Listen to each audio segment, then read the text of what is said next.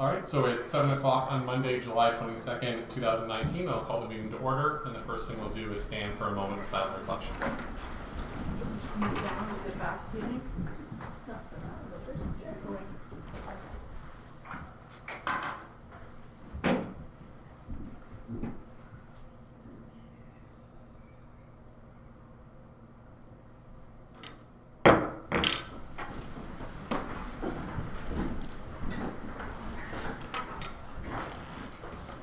Great, is there any declaration of pecuniary interest or general nature thereof?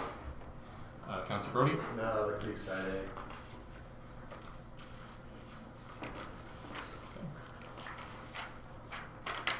So that's the Z07 2019? Yep. Okay. Is there anything else? I have two for myself at 7:05, the Committee of Adjustment, A07 2019 regarding 1068 Winter Drive. The owner of that property is my sister, Stephanie Sanders, as well as at 7:40, Bridget Smith, the Secretary-Treasurer from the Napier Women's Institute. That's my wife, so I'll be declaring a conflict of interest for both of those items. Okay, we move on to the minutes of the previous meetings, and that is from July 8th, 2019. Move on to seconder for those minutes. Councillor Clark and Councillor McKinnon. All those in favor? Opposed? And that's carried. We'll move into just note, so there is a number of timed events and delegations. So at 7:05 we have our Committee of Adjustment for A07 2019, as well as B11 2019. Then at 7:20 we have a public meeting for OPA 01 2019 and Z06 2019, as well as Z07 2019. And at 7:40 we have Bridget Smith from the Napier Women's Institute. Moving into the correspondence. The first section is upcoming conferences, seminars, and meetings. Our next regular meeting is scheduled for Monday, August 12th, 2019. Also to note that the Optimist Club has their sports day and barbecue on Saturday, July 27th, and that's coming up. And then the 2019 annual conference is scheduled for August 18th to 21st in Ottawa. And the Kerwood Fireman's Fish Fry is Saturday, August 24th, and this year. The recommended readings, item number 1 is from CN, and it's the Kerwood Road Railway Tracks Crossing, and it's regarding the timeline to when that will be upgraded. Item number 2 is from the Ombudsman. Yep, Councillor McKinnon. Can we submit a request to the county requesting that they look at it as soon as possible, given that the weed is going to be coming off and we're already bottoming out on that track? Could we make it clear that we have some concerns?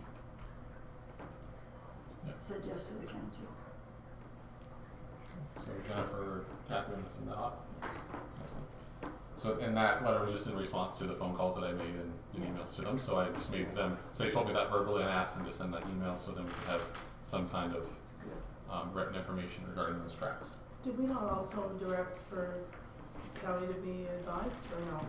I believe so. That was a couple meetings ago, wasn't it, Kathy? Okay. And were they? Yes. Okay. Item number 2 is from the Ombudsman, and it's the 2018-2019 fiscal year annual report. Item number 3 is from Impact, and it's examining the 2018 enumeration process. Item number 4 is from the Attorney General, and it's the joint and several liability consultation. Item number 5 is from Andrew Horvath, and it's the 2019 annual conference. And finally, item number 6 is from the Assault Bayfield Conservation Authority, and it's the agenda from the Board of Directors, their General Manager's report, and their June 20th Board minutes. Is there any questions at all for any of the correspondence? Seeing none, we have a mover and seconder to resolve that Council receive and file items CC1 to CC6. Councillor Brody and Deputy Mayor Hendricks. All those in favor? Opposed? And that's carried. Okay, so we're going to go back into our delegations and timed events. So we need to have a motion to resolve that Council convene as a Committee of Adjustment for the purpose of hearing minor variance application A07 2019, Stephanie Sanders at 1068 Winter Drive, and consent application B11 2019, Joel and Stephanie Wilcox at 3492 Egremont Drive at 7:05 p.m. Okay, Councillor Clark and Councillor McKinnon. All those in favor? Opposed, and that's carried.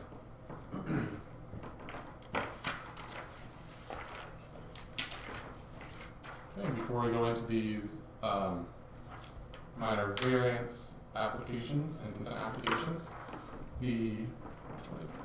thank you. The purpose of the following public hearing for the Adelaide Metcalfe Committee of Adjustment is to give the members of the Committee of Adjustment, as well as the general public, an opportunity to hear all interested persons with respect to the applications before the committee this evening. The public is advised that comments expressed and the written material presented are a matter of public record available for full disclosure. If a person or public body files an appeal of decision made this evening to the local planning appeal tribunal without having made a written submission to the committee, the tribunal may dismiss the appeal. If you wish to be notified of the decision, please submit a written request to the township, and a sign-in sheet will be provided for your convenience. And Aaron will point out which sheet that will be on the table. And at this time, I'll hand, would you like to come up here? Or hand the, I'll hand that over to Deputy Hendricks for 807 2019.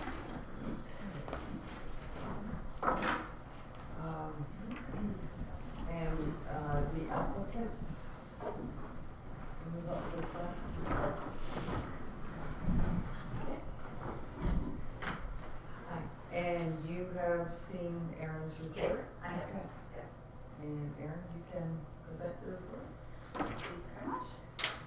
So the purpose of this minor variance application is to seek relief from the Adelaide Metcalfe zoning bylaw as it relates to the front yard setback of the dwelling in the site-specific limited agricultural zone of LA-1. Specifically, the applicant is requesting permission for the construction of an attached garage onto the existing dwelling with a front yard setback of 2.74 meters or 9 feet, whereas the zoning bylaw requires a minimum of 15 meters or 49.2 feet. So the location of this attached garage will be making use of the existing driveway, so no additional access would be required. Based on the fact that the property abuts an unopened road allowance, the applicants are required to apply for minor variance as they are technically building closer to the front lot line than what is permitted in the zoning bylaw.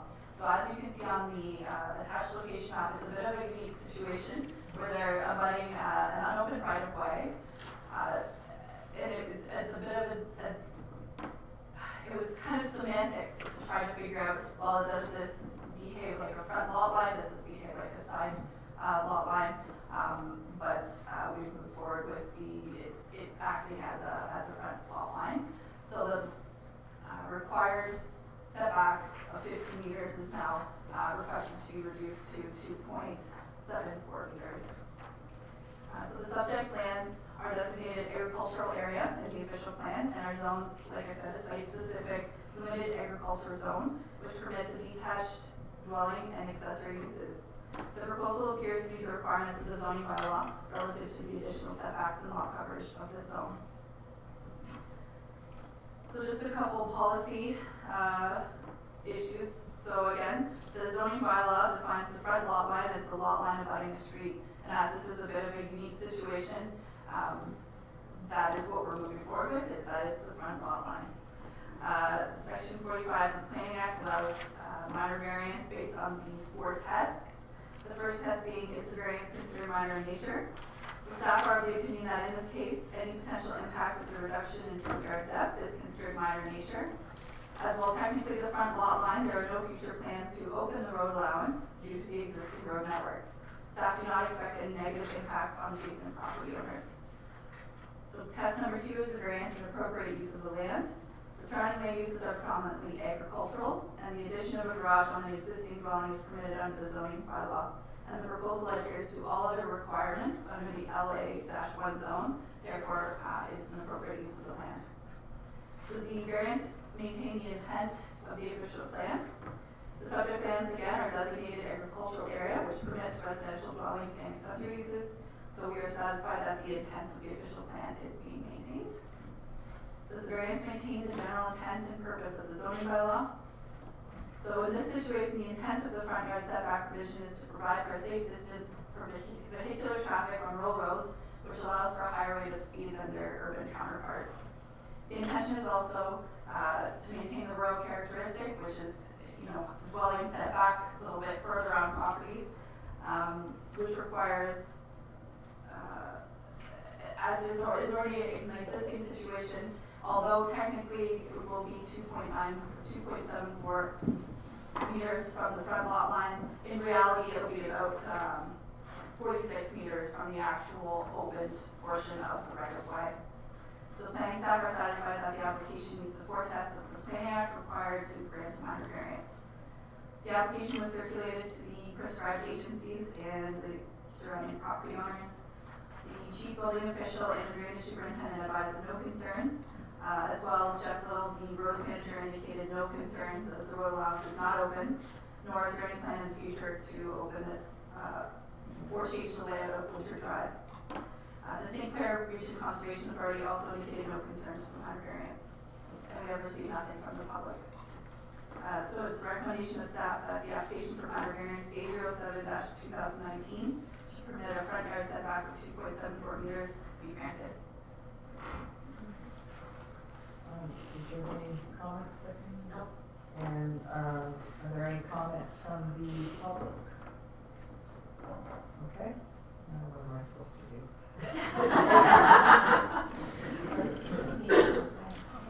Oh, right, sorry. Does the Committee of Adjustment have any comments? Sorry, I have to ask this question. So, I can't help but notice that when I drove by, construction had already started, and we've not approved this yet. So just to cause trouble here, let's say we don't approve this tonight, what are you gonna have to do? So, Rip the garage down? yes, basically. Yeah, So there how was did a, that happen? what was that? How did that come to be that you started construction prior to this being approved?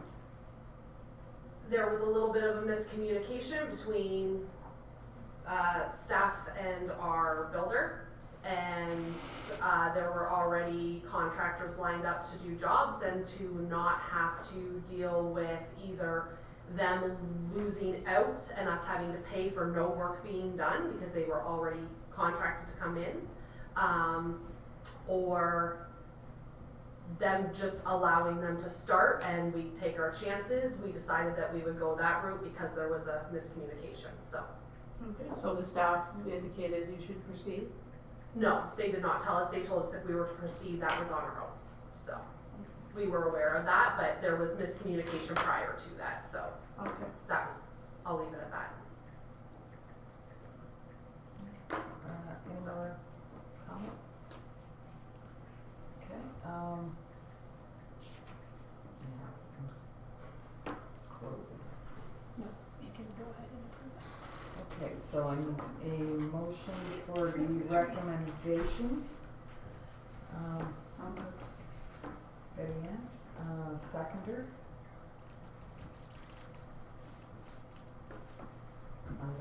Seconder, can I do that? Sure.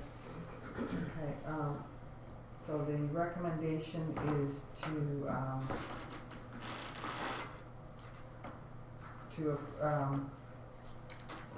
grant the approval for the variance for the existing, for the addition onto the existing dwelling. All those in favor? Opposed? And that's carried.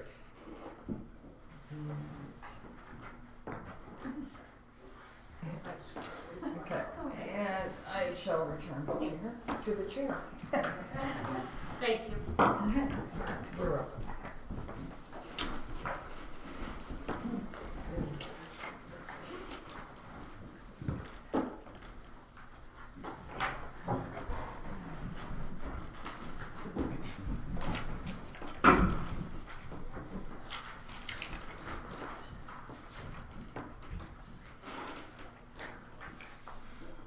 Next, we have consent application P11-2019 for the Wilcoxes. Who's in attendance for that? Oh, excellent. Can I come forward to see it there? Excellent.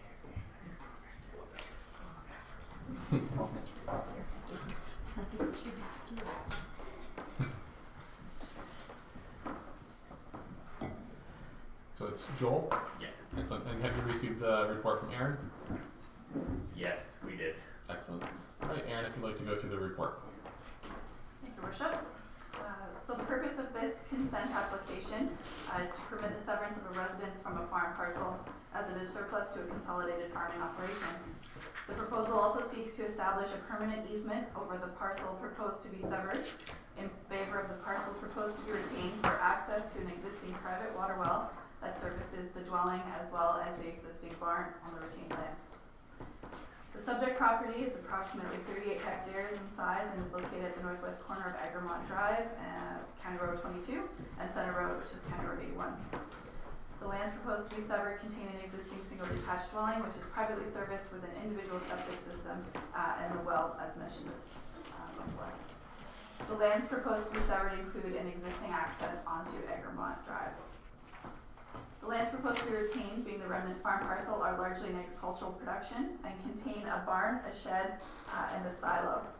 The lands proposed to be retained have an individual access already off of Center Road. So the subject property is located within the agricultural area designation of the township's official plan and is zoned general agriculture, which permits a range of agricultural and related uses. A small portion of the property is zoned environmental protection and is regulated by the Asselbo Bayfield Conservation Authority. So the provincial policy statement, county official plan, and local official plan generally permit lot creation in agricultural areas to dispose of a dwelling that has been deemed surplus to a farming operation, subject to the evaluation criteria as I've listed in my report. Planning staff are satisfied that a farm consolidation has been achieved, as the property forms part of a farming operation consisting of at least 3 farm holdings and comprising a combined area of approximately 75.7 hectares. And 2 additional farm dwellings form part of the farming operation as well. The surplus dwelling is currently occupied and was constructed prior to January 1st of 1999. The applicant has requested that the barn, shed, and silo be retained with the agricultural land. The township's chief building official recommends that the shed be removed as it does not appear structurally sound. Additionally, the CBO recommends that the barn and silo be removed as they do not meet the MDS separation setback if the dwelling is severed onto a separate lot. He also advises that if the barn and silo are to remain, a change of use permit will be required to prohibit livestock from these buildings. Additionally, the CBO has advised that he does not recommend approval of the easement, as a water supply to the barn may facilitate the use of the structure for livestock purposes in the future. Staff are of the opinion that if a water supply for the remnant farm parcel is required for irrigation purposes or whatever else, a new well that is wholly contained on the lot to be retained is more appropriate. Planning staff advise that if, as a condition of consent, the driveway section located in the rear yard of the lot to be severed, which accesses the barn currently, should be restored to landscape open space to the satisfaction of the township, as the newly created lot would not require access to the barn on the lands to be retained. Further, planning staff advise that if the consent application is granted, that the lands to be retained will require zone change to agricultural only, to prohibit new residential uses on the remnant farm parcel, and the lands to be severed would require a zone change to surplus dwelling to recognize the residential nature and limit the uses permitted on this lot. The application was circulated as per the requirements of the zoning, or as the Planning Act, The township's chief building official advised of the following requirements: that proof of adequate and potable water supply be supplied to the township.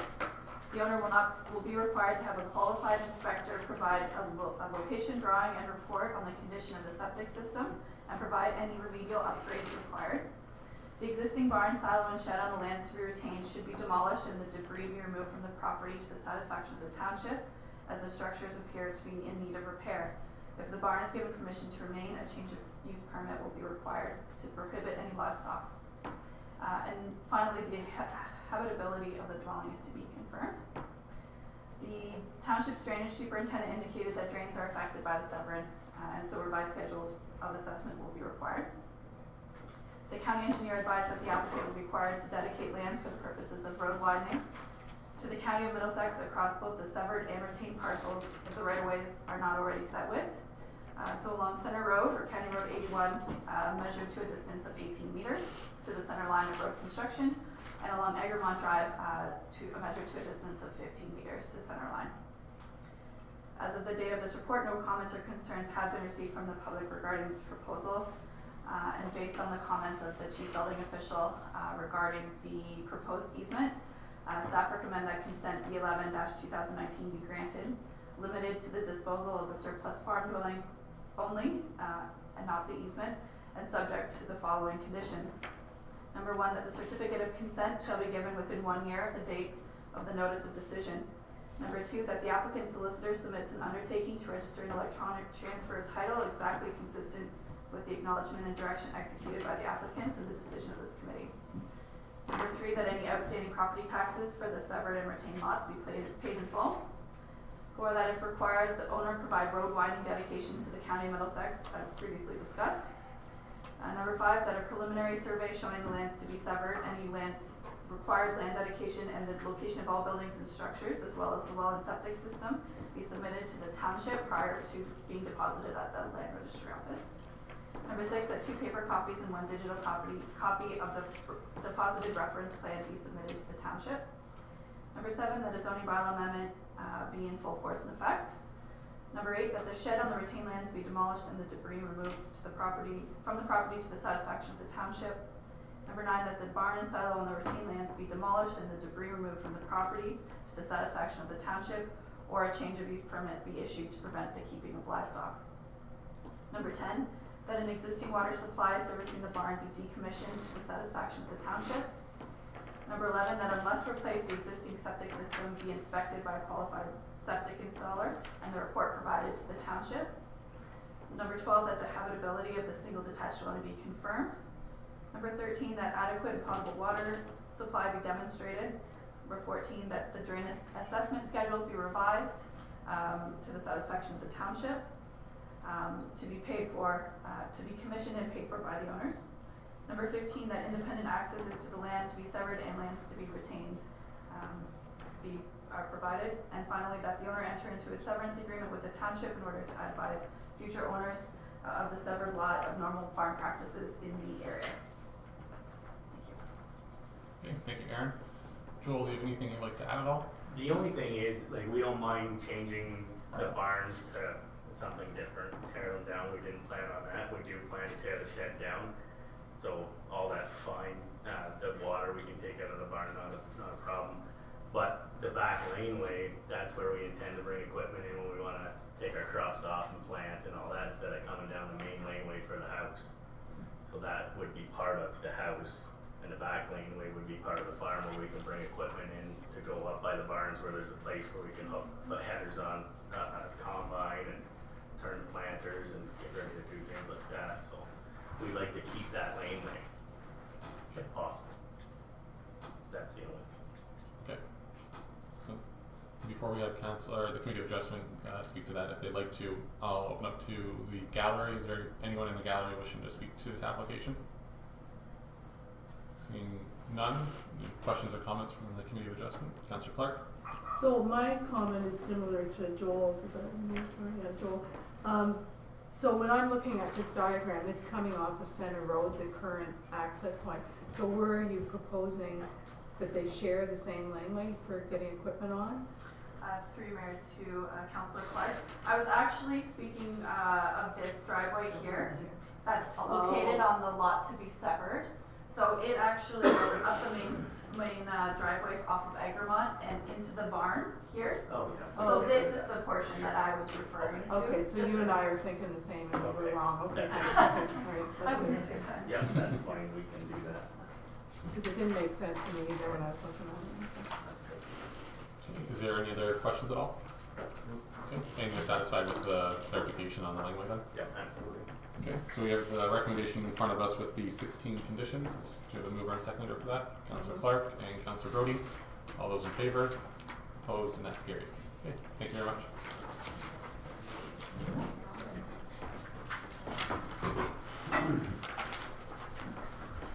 So we get a motion to resolve that the committee of adjustment be closed at 7:24 p.m. and council reconvene in regular session. Councillor McKinnon and Councillor Brody. All those in favor? Opposed? And that's carried.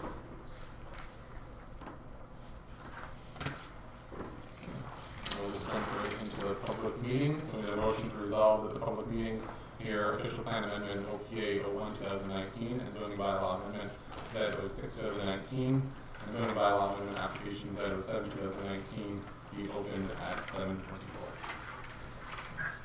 Councilor Brody and Councilor McKinnon, all those in favor? Opposed? And that's carried.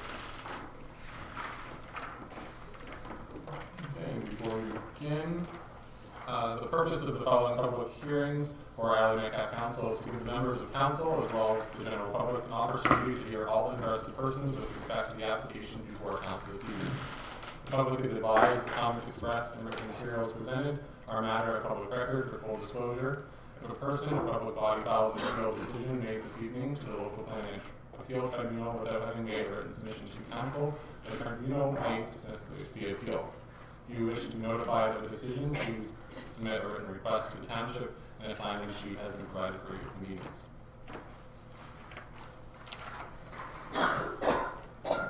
So on our agenda, we were to start with OPA and 01 and Z06 2019 for Dorklands. However, just because of the timing of most likely that Dorklands application, we're going to swap them around. We're going to do Creekside A. So then Rob Langford, you don't have to stick around that long and for probably a period of time for the Dorklands application, so that's okay. And Councilor Brody did declare a conflict of interest on that one. So we're going to hear zoning bylaw amendment Z07 2019, Creekside A proposed. So Rob will come forward into the seat there. And you received the planning report from Aaron? Excellent. Aaron, would you like to go through the report? So the purpose of this bylaw amendment is to rezone a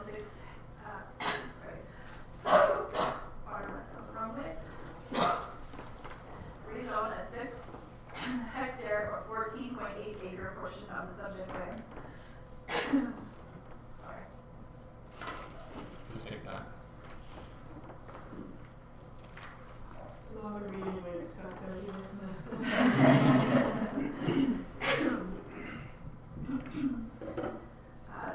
To rezone the portion of the subject lands from general agriculture, or the A zone, to the rural industrial RM zone, which lists grain handling or drying facility as a permitted use. The effect of the proposal is to recognize the expansion of an existing facility as it is proposing to expand outside of what would normally be considered a permitted use under the general agricultural zone. So the subject lands are approximately 79 hectares or 195 acres in size and contains an existing grain handling drying business known as Crooked Creek Acres and a number of buildings and structures associated with this business. A portion of the property is regulated by the St. Clair Region Conservation Authority, and the woodlots on the property have been identified as significant under the Middlesex Natural Heritage Study in 2014.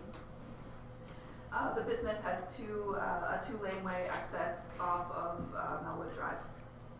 Staff note that the applicant has also submitted an application for site plan approval, which proposes an additional 1,635 square meter or 17,600 square foot building on the site for the processing of soybeans.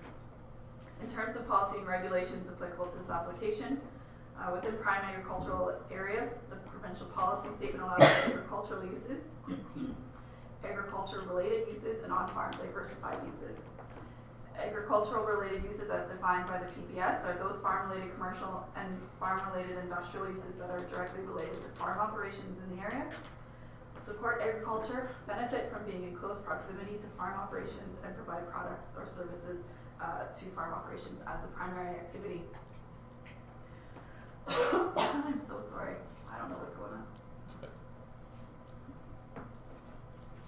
Section 3.3.5 of the county official plan dictates that commercial and industrial development directly related to and in support of agricultural operations, including grain drying, may be permitted, providing they must be located in proximity to farming activities. In addition, an amendment to the zoning bylaw must be approved, and they must be located and designed to minimize potential adverse impacts on adjacent lands, and to abide by the site plan policies of the official plan. The site subject lands are located within the agricultural area designation of the OP, local OP, and within the general agricultural zone, and with a portion in the environmental protection EP zone as well. The proposed use and dimensions of the rezone portion would comply with the RM zone regulations. So planning staff are satisfied that the policies of the PPS and the county official plan are being met through this application. As staff are of the opinion that the grain handling / drying facility is directly related to farm operations of the area, is supportive of agriculture, benefits from being in close proximity to those farm operations, and has the primary activity of providing services to farming operations. In regards to the policies within the Adelaide Metcalfe official plan, grain handling drying facilities are typically located outside of settlement areas due to the type and volume of traffic that is generated, as well as potential noise and dust impacts. Staff are of the opinion that the current use is not suitable for location within a settlement area and that it should be located in proximity to farming. The use is pre-existing and staff are unaware of any existing adverse effects on the neighboring land uses, being largely in agricultural production. The use is located on a local road and already contains access onto Melwood Drive, therefore staff are satisfied that the proposed rezoning is in conformity with the official plan. As the proposal meets the requirements of the rural industrial zone, staff are satisfied that the rezoning of a portion of the subject lands to recognize this expanding business is appropriate. The application was circulated. Township's chief building official advised of no concerns.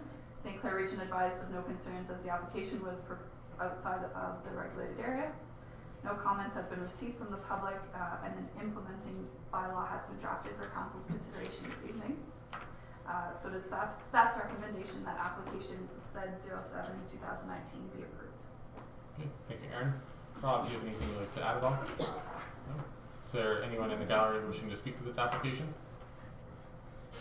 Seeing none, any members of council have any questions or comments? So we need to, afterwards. So the way this the process works, so this is the public meeting portion. So then after we hear from the Dortmund's application, then we're going to have a motion to close the public meeting, and then we'll have the motion for approval.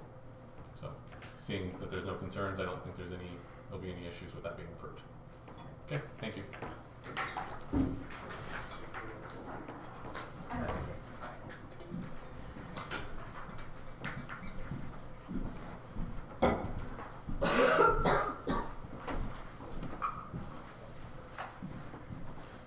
Next, we have the OPA 01/2019 and Z06 2019 for Dortmund's, and we have James Huffin here.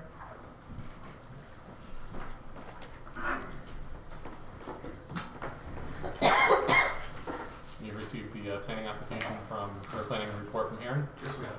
Excellent. I'd like to go through the report. Thank you, Worship.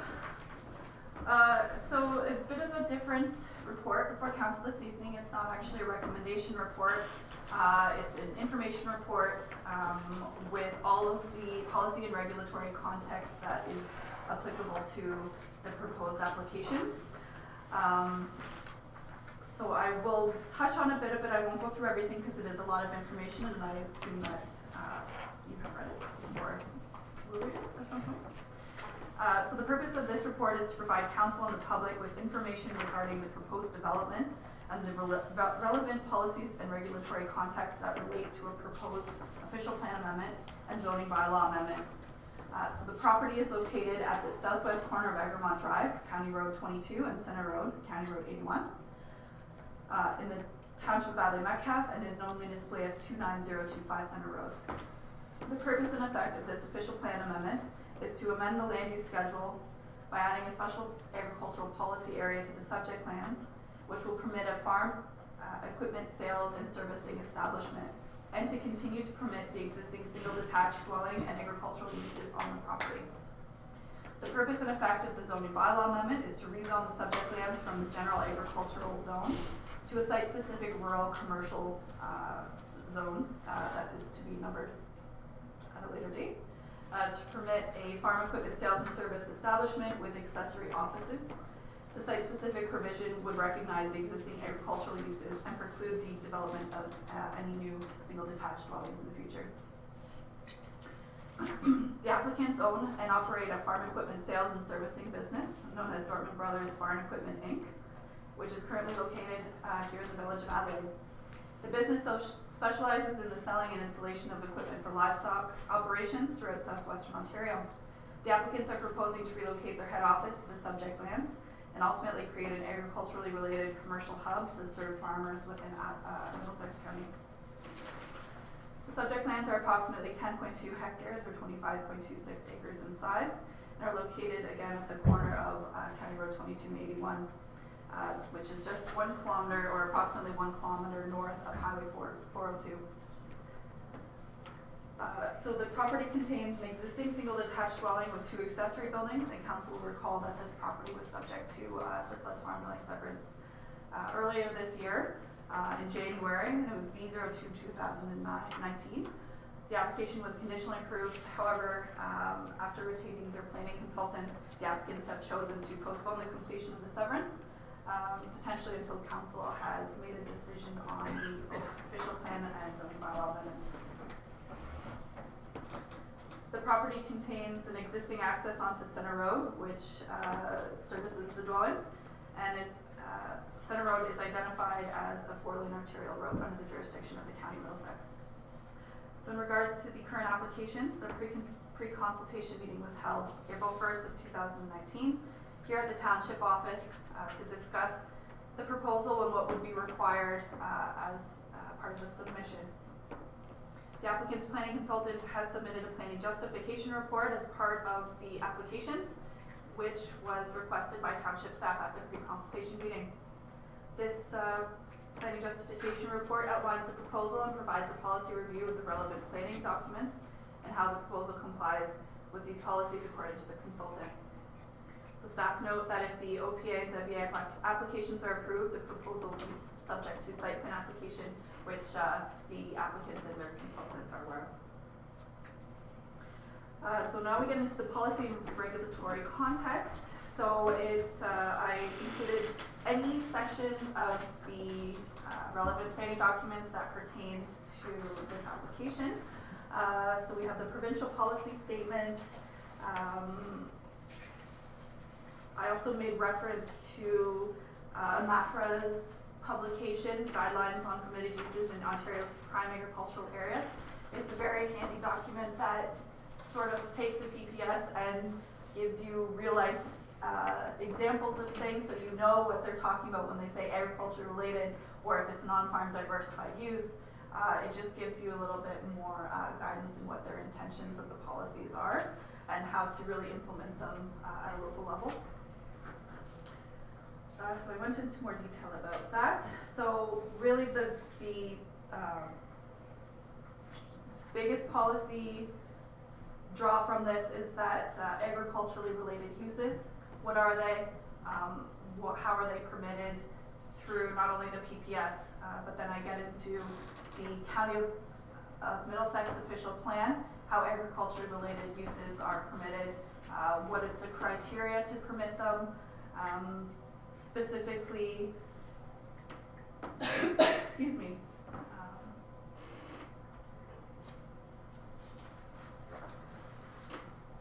well, I'll let you read some of the data here. Sorry, I'm just, my voice is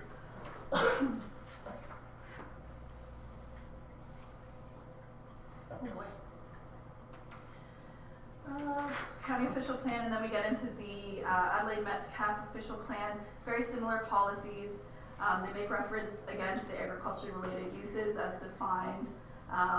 Farm-related commercial and farm-related industrial uses that are small in scale and directly related to farm operations. Different criteria for location of these uses.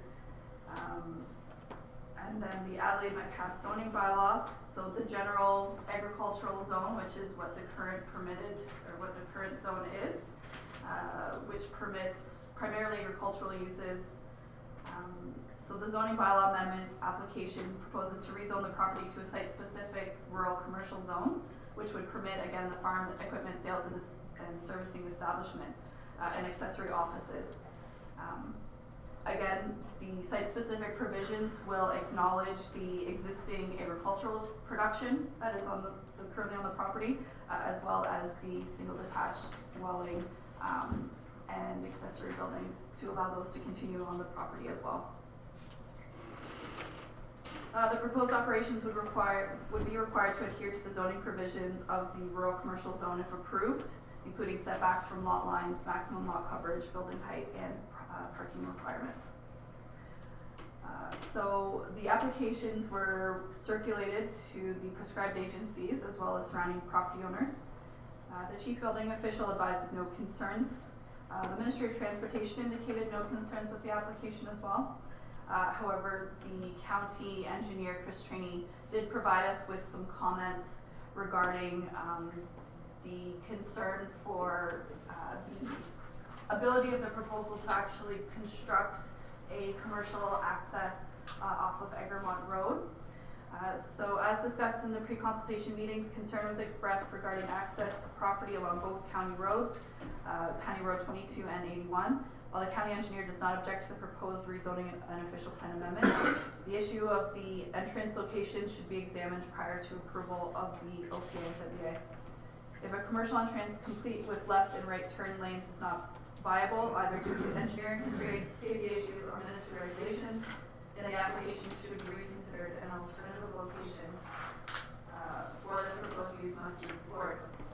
More detailed engineer drawings providing entrance details should be provided to for review prior to approval of these applications. So I did make the consultants aware of Chris Trainee's comments. I mean, it was a little bit short, so they weren't able to provide anything as of yet.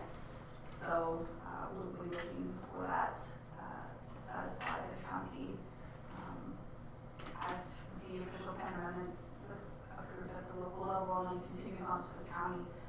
They will want to see a detailed design ensuring that a proper commercial entrance can be achieved. So the next steps, a subsequent report will be provided, which will include a full policy analysis, similar to what my other applicator reports look like, in response to any comments received this evening, and as well as provide recommendations for council's consideration. So my recommendation is that the subject report for OPA 01, OPA 01-2019 and Z06 2019 be received for information. And further, that council directs staff to prepare a subsequent report evaluating the said applications with a recommendation for council's consideration at a future meeting. Okay, thank you, Aaron. Jay is going to give a presentation for us. I'm not sure kind of to set up the connector there. Council did receive the presentation, I think it was late this afternoon, so we had some chance to look at that, and we'll have some more information from you now. Thank you. Sorry, so just by the way, I have any questions. Those who don't remember me, Jay McGuffin, on Deep Ground Planning. I have with me this afternoon, and we'll run through the presentation and handle the majority of the presentation. Back. She's still having that.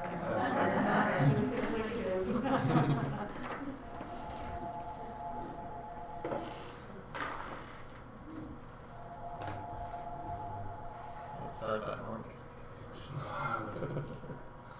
Something on the screen. That's not good.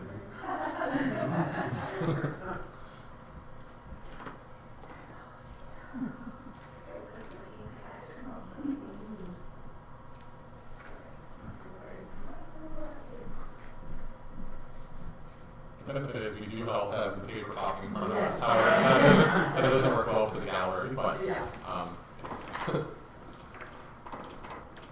give it a few minutes before we jump into it. Never was something I wanted to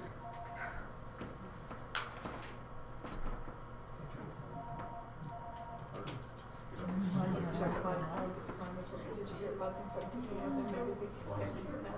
As long as we can find the reference. Oh, yeah. No idea. Yeah, it's on No, the- it's okay, that's get pulled up. Yeah, hopefully it's not. That's starting. Have it wrong, so hopefully you come through the net. Could be somebody who thought they should be here tonight. That could be. Could be. Oh, no. I talked to them. Yeah, I can just leave. Did update.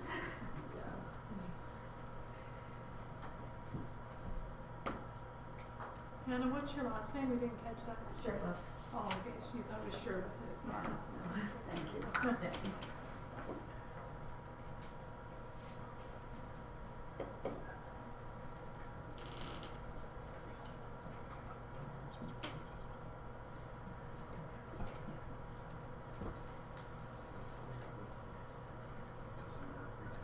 for the folks in the gallery saying Yeah, we that can- this is yeah. old, just so you know, we are, it's in the budget to replace this laptop. It just has not been done yet. But it was fine, like at 4:30, it was fine. It was- Everyone respects a frugal municipality.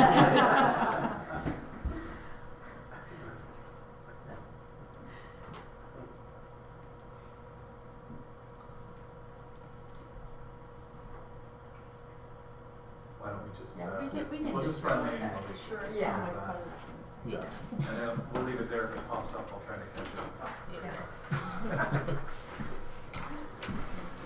All right, thank you for your patience.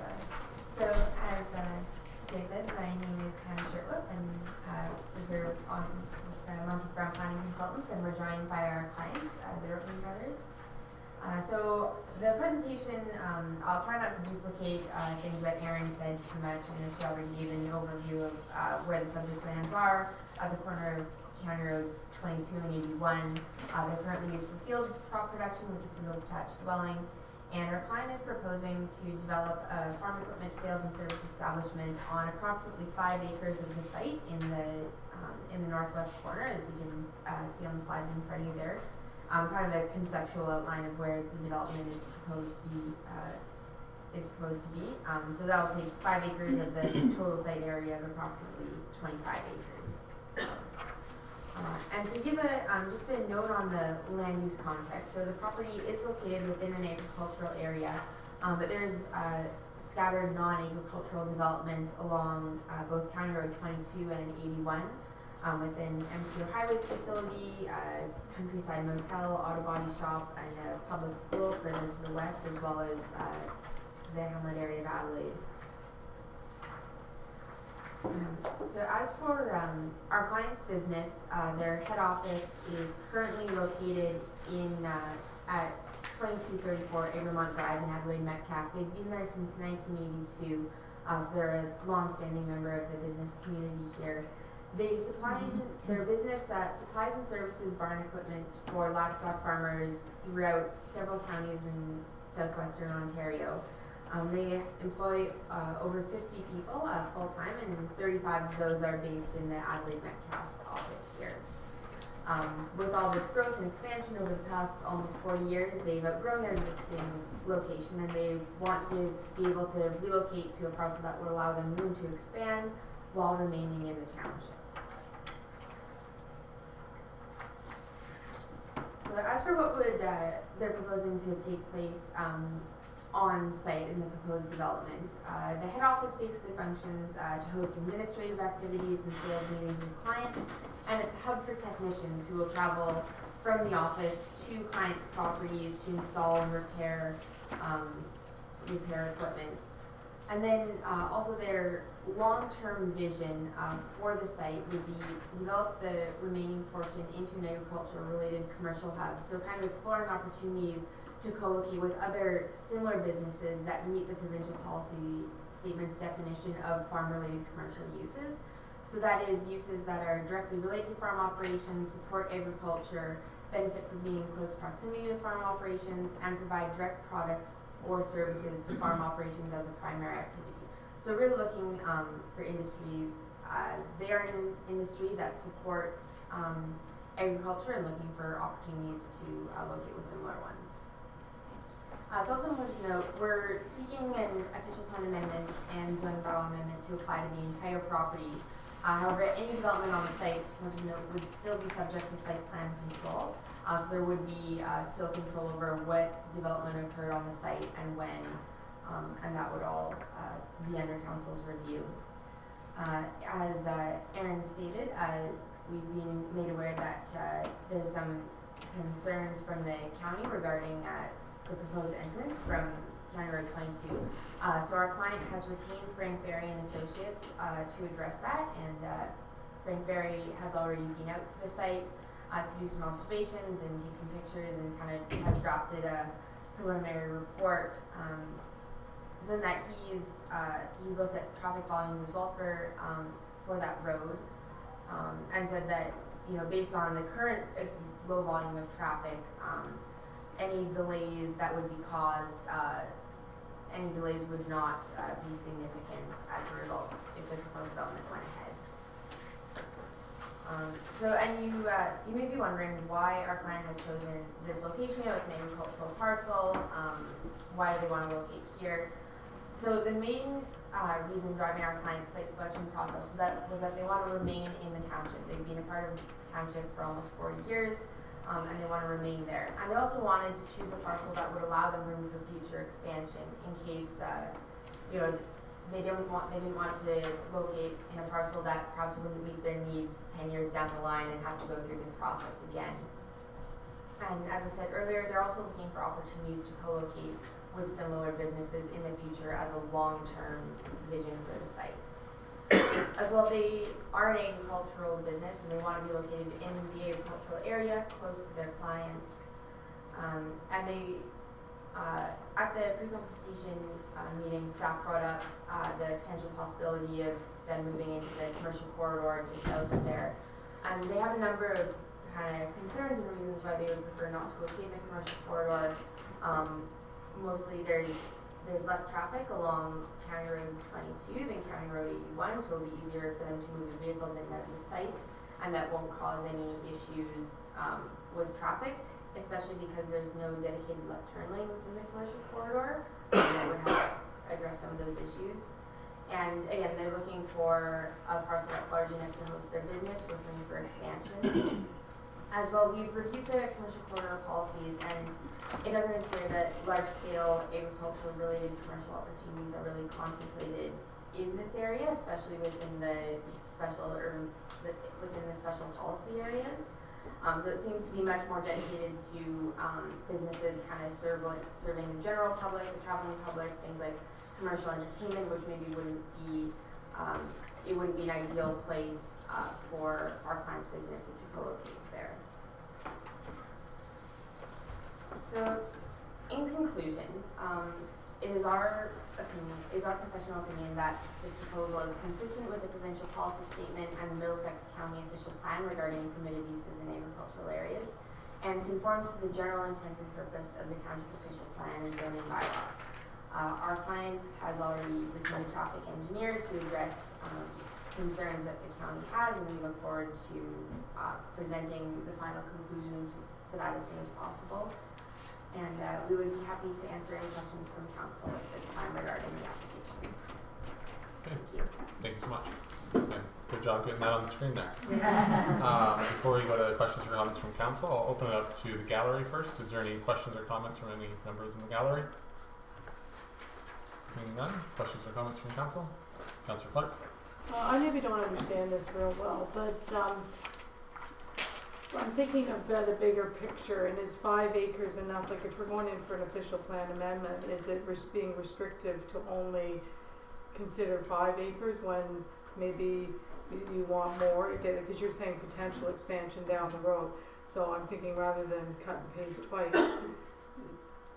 is there a longer strategic plan of sorts that would allow us to entertain a larger piece that would make sense? I think I'll jump in first, and then perhaps we can get some information from our client. But I've drawn up on the screen here. It's a little bit difficult to see. The proposed location is in that northwest corner. The building for that is centralized in that far extent of the northwest corner from a conceptual basis. If there would be a desire of council to go to a greater extent, I believe that our client would be interested in doing so. But recognizing the information we received at the pre-consultation, our recommendation was to not bite off more than and necessarily could be chewed at this initial stage. I'm not sure if that helps to answer your question. Through the mayor to Aaron, so would that restrict, because we haven't, like, we approved it, but you're standing down on severing that surplus farm dwelling, so does that change the mix at all in that? So, through Mayor Smith to Councillor Clark, so just for clarification, Jay, Is it not the entire property that you're looking for the redesignation? That's correct. Right, Oh, so okay, it's, I thought you only wanted that square. I think that's what they're No, looking the for. Yeah, and so that square represents the development that's being proposed at this time. And then if you take a look at the remainder of the parcel, there's plenty of opportunity left for growth and expansion. Okay, so then that answers my question. So we wanna do an official plan amendment for the areas surrounding that house, the entire 22.4 acres or whatever that number is, correct? Yeah. Okay, thanks, that's all I need. Okay, is there any other questions or comments from council? Councilor McKinnon? Through you to Jay, where you're proposing it now, is that going to create any problem with sightline to the yield ramp there? I happen to have that answer right here. Oh, good. So Mr. Berry was able to deliver a draft report to us. He's our client's traffic consultant. He's analyzed a number of things. He was only able to provide our report in draft today. We just had a chance to read it, but I will just go through. On a left turn lane analysis that Mr. Trainee had asked for, he's confirmed that left turn lane would not be justified at this location. And then from sight distances in both directions at the proposed access location is unrestricted. And figure 5 in his report shows views looking east and west from the proposed site location. So the traffic engineer has confirmed no impediments to site vision, site triangles. Thank you. Cause you'd have to leave a buffer anyway if it's approved, in case the county ever wanted to expand that road too, right, so, From a widening perspective? yeah. Yes. Deputy Hendricks?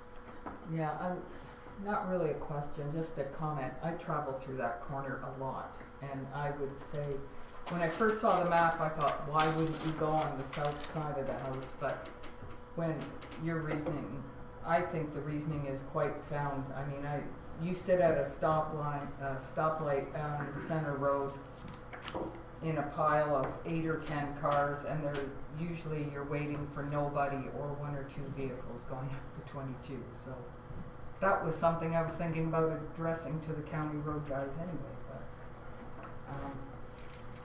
I think that location seems like a sensible place to be.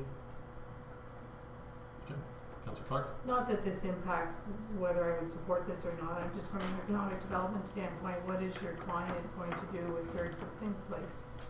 The existing dwelling? No, the existing operation next door, Uh, just use that for additional or shut it right now? we haven't asked that question. Haven't decided yet, that's the right answer. Yeah. Okay. That's okay, I was just curious. Okay. Councillor Brody? Is there any concern about the severance of the house here, like at all? Because we talked about that before, not wanting to restrict them at all if we had permitted the severance. Through Mayor Smith to Councillor Brody.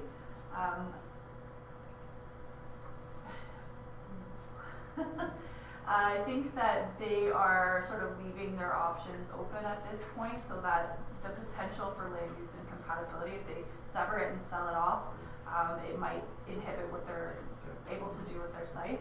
So I think it's probably wise to hold off for now. And as part of the severance, they were required for rezoning and, as well. So I think they're trying to cover, in case they do decide to proceed, they're covering the rezoning portion of that as well. Okay, I'm comfortable with it either way. I don't want any restrictions for them, right? So. Yeah. Okay. Councillor Clark?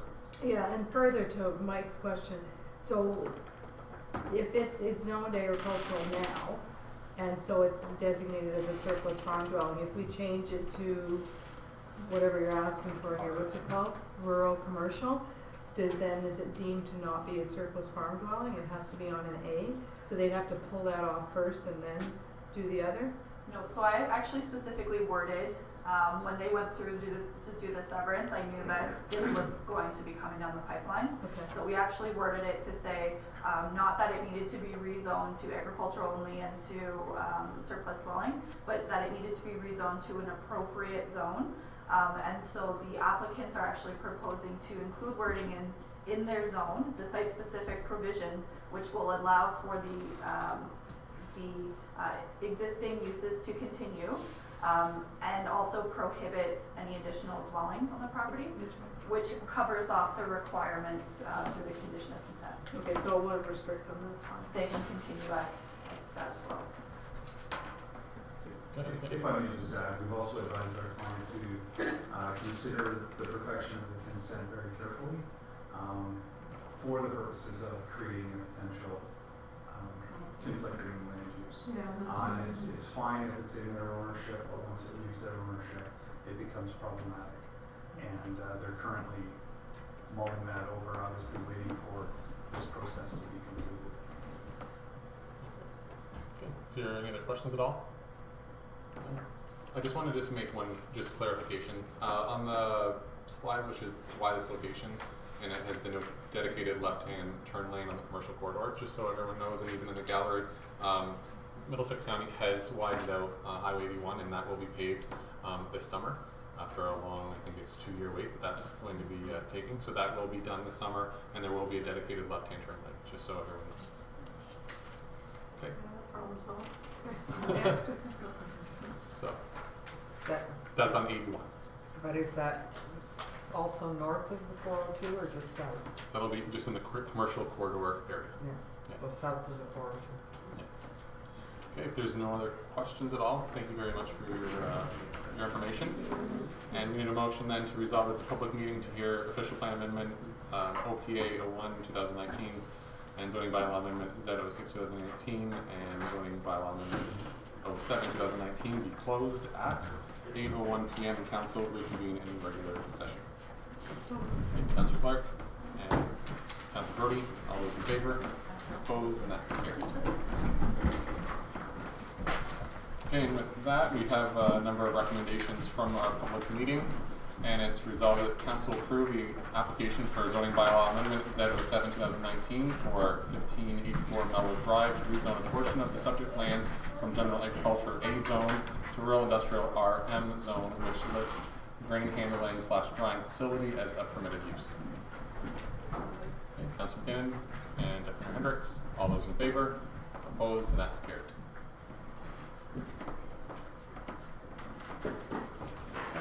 And next, which is the Dortmund's application, resolve that council receive OPA 01 2019 and Z06 2019 planning information report as presented by planner Aaron Besch. Okay, Councillor Clark and Councillor McKinnon, all those in favor? Opposed? And that's carried. And resolve the council direct staff to prepare a subsequent report evaluating OPA 01 2019 and Z06 2019 applications with a recommendation for council's consideration at a future meeting. Okay, Deputy Hendricks and Councillor Brody, all those in favor? Opposed? And that's carried. Okay, so moving along in our planning reports, the next one is our special policy areas planning report with the timeline from Aaron Besch. Thank you, Worship. So I did, with the help of my partner here, Abby. So Abby is a new policy planner that we have at the county. So she helped me draw together this project timeline here. So I won't go into too much detail, assuming that everybody has read. But I did want to touch on sort of the overview of the project and sort of our timeline that I've Abby has put together a little Gantt chart at the end there. I don't want to take credit for it. don't be like Jay, don't be like All right, so just a little background on the study. So as council will remember, concerns from council members of the community have been raised in respect to the appropriateness of the land use policies currently in place in the official plan land use designations or the special policy areas for agricultural policy areas 1, 2, 3, 4, 5, 6, and 7, and special urban policy areas 2 and 4 of the official plan. So the county is providing this outline proposal to undertake the land use planning study as directed from council for these areas, which will be completed by both myself and Abby Heddle. We have a senior planner, Tim Williams, at the county as well, and a planning technician who will be providing support for our mapping and that sort of thing through the project. So this land use study will begin with a background report that will review the history of the subject properties and include an analysis of the existing official plan policies concerning these specific areas, an analysis of provincial and county policy, as well as a jurisdictional scan with the intent of identifying best practices. So looking at similar rural municipalities, how do they deal with some of the issues that we're coming across with our special policy areas, and sort of putting together a list of best practices to make recommendations sent to council. So the purpose of the background study is to ensure that relevant information pertaining to each special policy area is considered. And in addition, the policy analysis and jurisdictional scan will provide direction for any changes that may be required once the study is completed.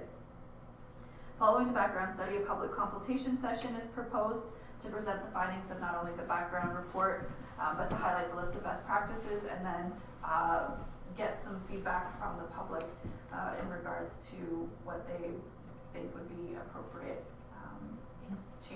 potential changes to the official plan and zoning bylaw. So the project outline here, start with the project initiation. We're in that phase. Background study is next to be prepared with a history of the properties within the special policy areas, analyzing the policies as identified through the official plan and the zoning, jurisdictional scan again, and the presentation to the council with our findings. Once we have completed the public consultation, which I expect to be perhaps like an open house, where we circulate notice that we're hosting, and we'll provide any opportunities for questions or comments from the public regarding our background study and what the analysis that we have done.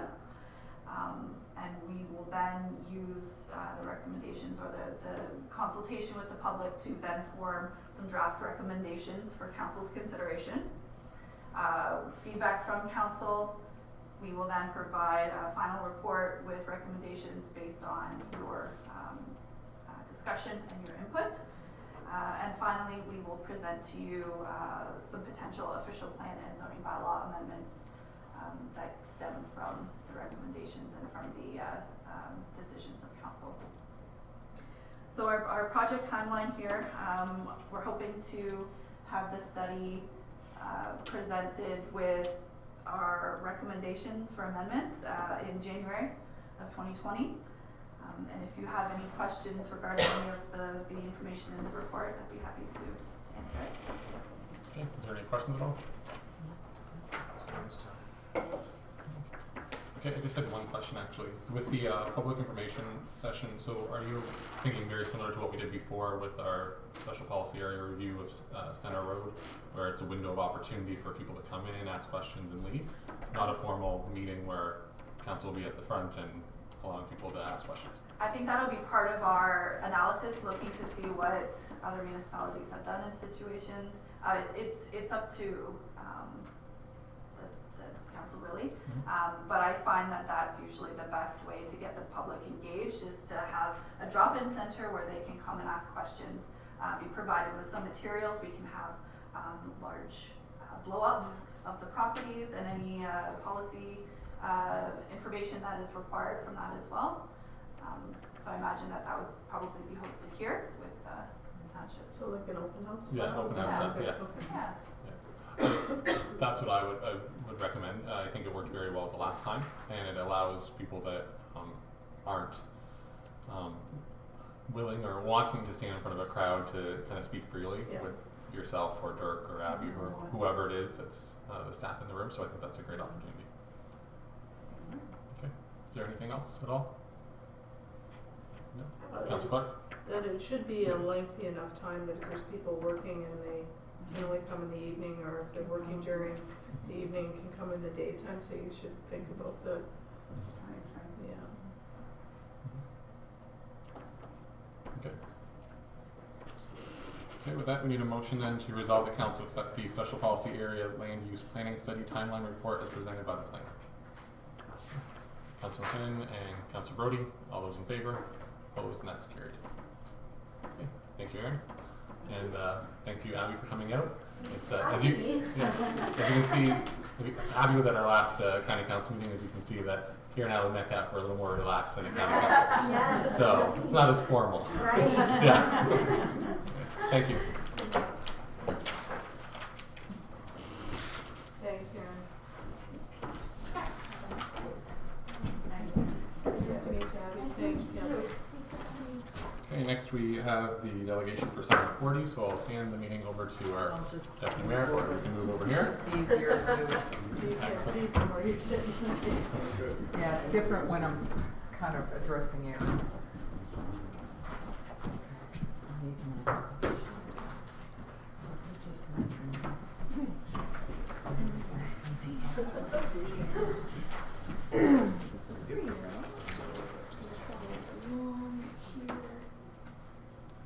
She's handing out invitations, yeah, and just say, thank you. Oh, you moved. I did. Thank you. You're welcome. You're welcome. Thank you. You're welcome.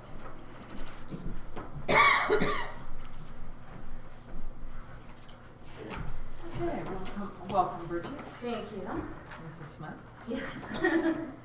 I'll just let you go ahead with your presentation. Okay. So firstly, thanks for having me. My name is Bridget Smith. I am the Secretary Treasurer of the Napier Women's Institute. I'm here to provide a little bit of local history and just kind of address a bit of a discrepancy regarding the land underneath our building in Napier. So hopefully some of the information that I'm providing can offer some clarity to that. So our Napier Women's Institute Club has been in existence since June 25th, 1907. In 1961, the Metcalfe Town Hall burned down. And why that's important is because our Napier Women's Institute kitchen was attached to that building. And actually there's a photo of it just over there behind the flag poles over there. And so when the Metcalfe Town Hall burned down, not only was the council of the day looking for a new meeting place, but so were we. So it just so happens that the school board of the day was looking to amalgamate the one-room schoolhouses and move towards a central school system. So that's where Metcalfe Central School kind of came into play. Council of the day decided that was a great opportunity. They moved their council meetings to Metcalfe Central School. And then with the one-room schoolhouse then vacant, we purchased that building for $400. So that was our meeting space. And at the end of the day, the Napier WI also purchased the school building and also the property known as 1320 Mary Drive.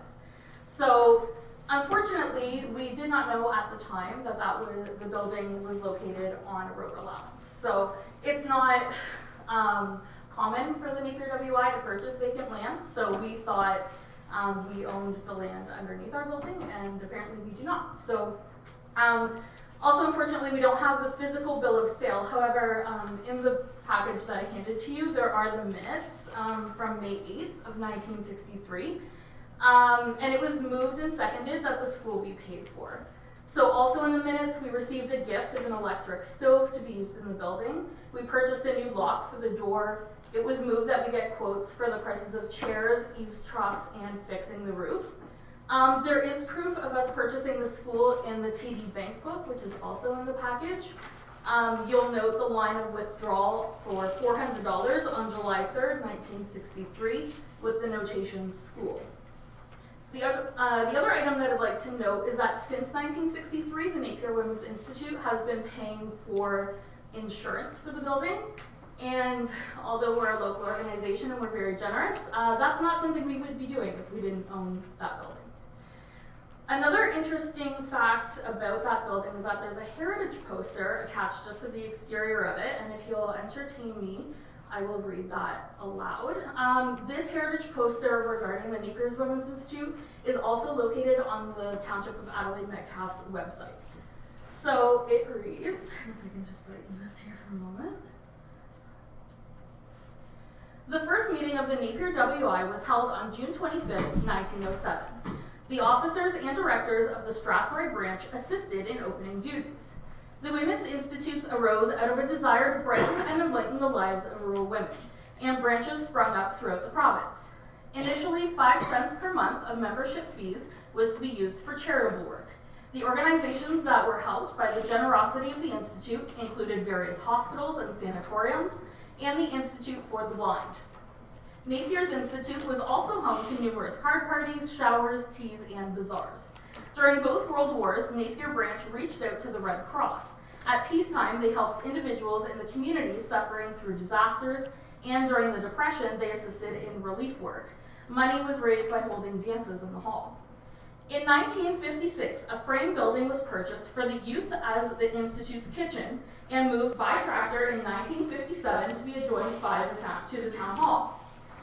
When fire broke out on February 26, 1961, the Metcalfe Township Hall and Institute were both completely destroyed, contents and all. Undaunted, the Institute carried on as usual, and in 1963, the Napier School was purchased for $400. The former schoolroom was transformed into an attractive meeting place, with improvements made as required. In 2007, the WI rallies forward, mindful of the past and with high hopes for continued success for the future. Even though times have changed, the dynamics of the WI have and always will be home and country. So, again, that can be found directly on the Township of Adelaide Metcalfe's website. As mentioned there, we have hosted lots of card parties. Our beef barbecues have always been pretty popular in conjunction with the Ionic Lodge and St. Andrew's Presbyterian Church. Funeral lunches, I hear that we were famous for the pickle and peanut butter sandwiches. Sounds gross to me, but it's nothing. We celebrated many milestone anniversaries in that building as well. Most notably our 100th anniversary, and there were many council dignitaries of the day attending that as well. So everybody's pretty proud of it. Since 1963, our organization has continued to make upgrades by replacing the roof on the building, eaves troughs, furnace, the door, and windows as part of regular maintenance. At the end of the day, the Napier Women's Institute purchased a building, and we would not have purchased vacant land. If you ask anybody in the area and ask them who owns that building, they'll tell you it's the Napier Women's Institute because they've all been to our events. So at this point, frankly, it's up to council. If we're able to obtain the land underneath our building, that's great. Otherwise, if we need to look to remove our building from the road allowance, that's something that we'll need to look at as well. So if you need any further clarification, we've got lots of history within our club, so we don't mind sharing that, so don't hesitate to reach out and ask. Thank you. Okay, thank you, Bridget. Are there questions from council? Yes. So you're referencing you're the Napier branch, so does the Federation have any documentation? Because you'd be part of the Federation, so do they have anything that supports your claim? As far as we've dealt with the Federation of Women's Institute, we don't know of any supporting documentation that they may have. We've also tried to reach out to the school board to see if they have any supporting documents, but we haven't heard back from them either. So far, to my knowledge, all that we have is the minute books, the TD books saying that the money came out of the account, it was noted for it's the school, and that's what we have. So then, who owns in your mind, the building? Like, is it the Federation out of Toronto or wherever they are? No, it's the Napier Women's Institute. So actually, when we formed our branch back in 1963, it was recommended to us that we start a corporation. So officially, who owns the building? It's the corporation, Napier Women's Institute. So that's are there shareholders of the corporation? A few of our members are members of the corporation. So it's separate, just for the purpose of owning the building. Okay, but in 1907, was it part of the Federation? Yes. Okay, I'm confused. I don't know. I'm the newest member, so this is a long time ago. So Sorry, what was your question, Sue? Like in 1907, you said that's what I heard you say when it started. So was that when then it was established and through the Federation? We are members of the Federation. Currently, yes. Oh, you But- are? Yes. Yes, oh yes, we're members of the we're members of the Women's Institute Federation. Okay. However, the building is owned under the Napier Women's Institute Corporation. Is So that it's- standard? Or no? Just because normally you have a corporation, so like, Yeah, yeah. Yeah. you should so like actually- same with like my building that I own for my business, legally I was told to not own it as Commonwealth Financial. I was to open a corporation and my corporation owns my building. Therefore, if anything ever happened to Commonwealth Financial and there was a discrepancy over that, or I declare bankruptcy or something, my building is owned completely separate. So normally when you are a business and you own a building, most lawyers will ask you to open a corporation and have them as two separate entities. Okay, but you're an association, you're a corporation operating as an association. The corporation owns the building, Oh, okay. and we are the Napier Women's Institute. Okay, so and they're we not the run same, they're in- two separate things. Technically, most of our members are about the same, but yes. Okay. Yes, Councillor Brody. Through the deputy, how many members are there that Napier's Women's? We have a handful of members, so Yes. we're a small group, but mighty. Technically So, speaking, there's five. of 5 us. members. So when was the last time there was an event during?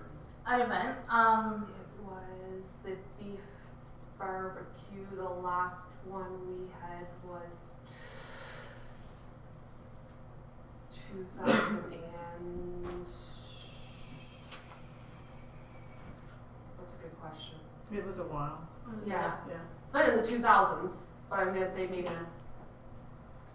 and that's something that we'd like to bring back. It's been less than 10 years, and the only reason I say that is because I know my husband's been roped into working it, and we have not been married 10 years yet. So it's been less than 10 years. That's How all I can often tell do you. you meet there? Monthly.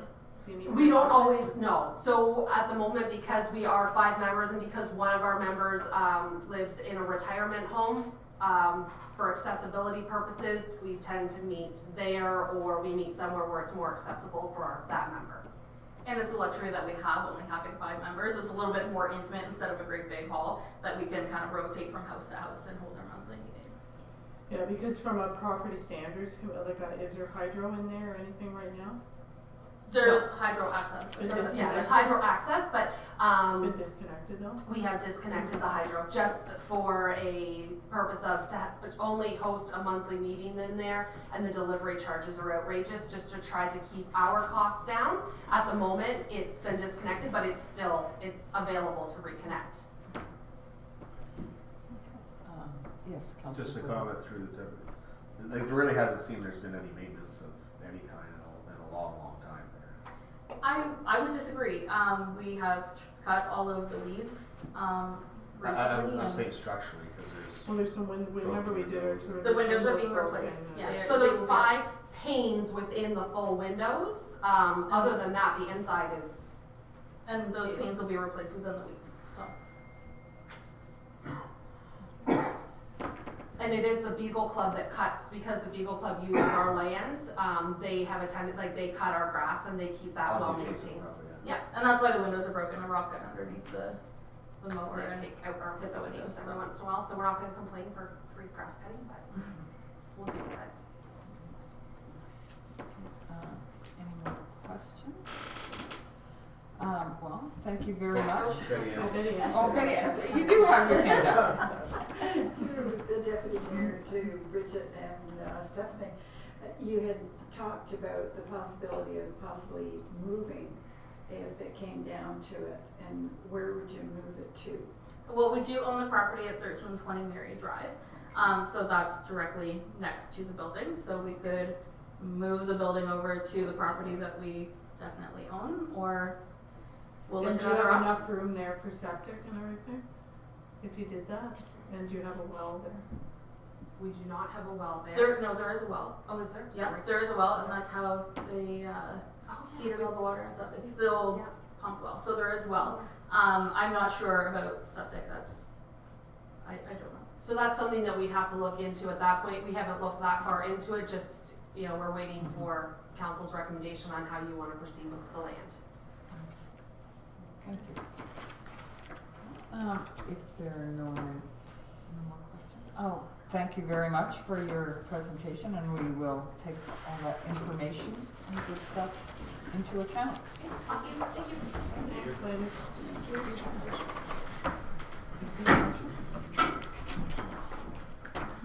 Okay.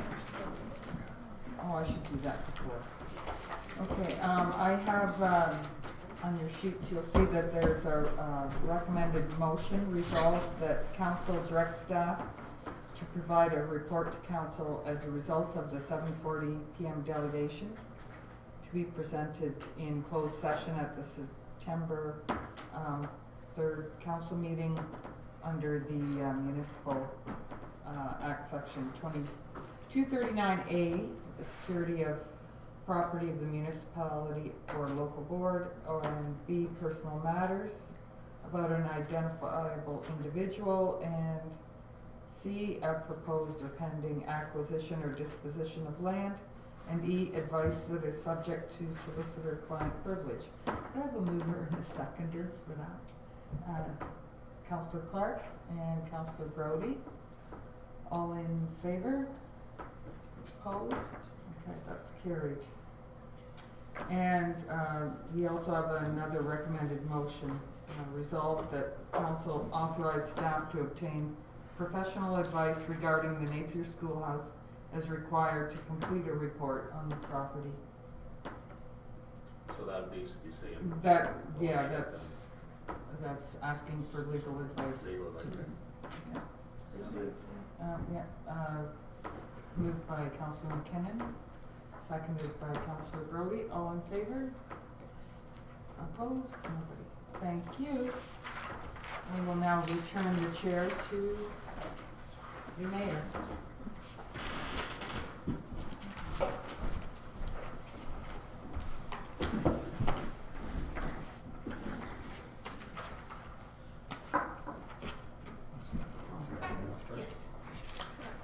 Okay, so we're going to continue on the agenda, and we have our staff reports, and our first one is from our Public Works Manager, Jeff Phillips.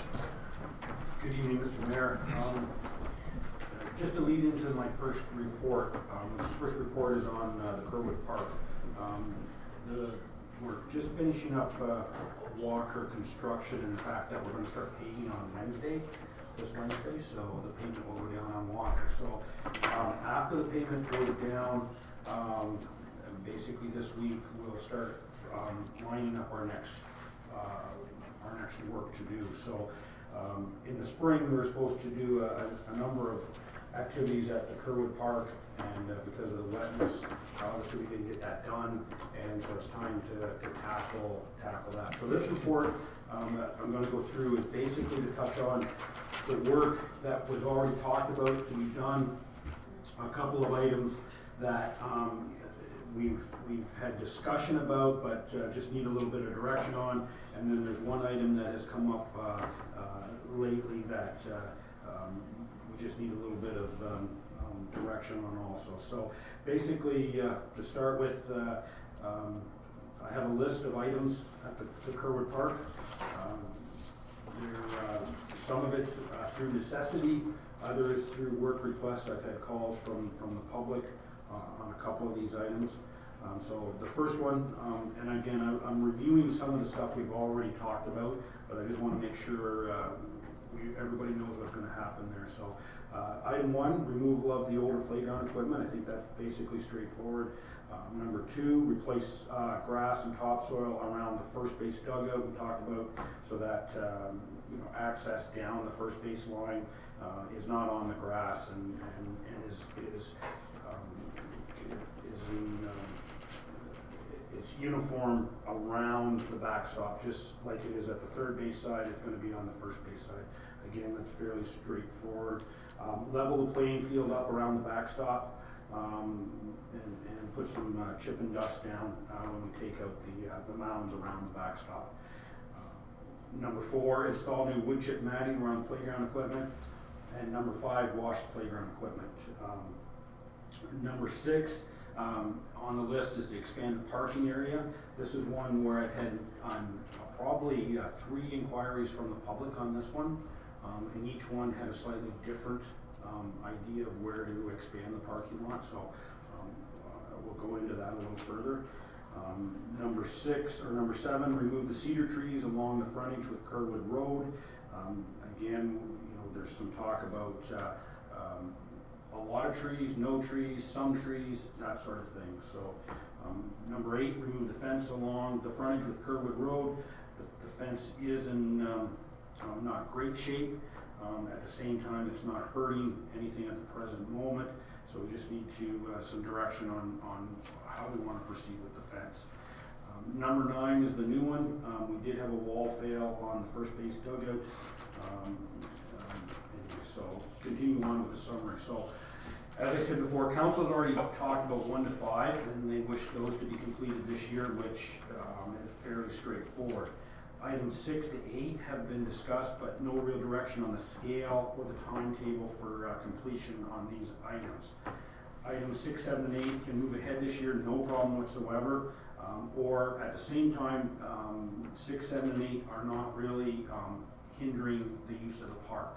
So they can be put off if when the township's plan for the park is finalized.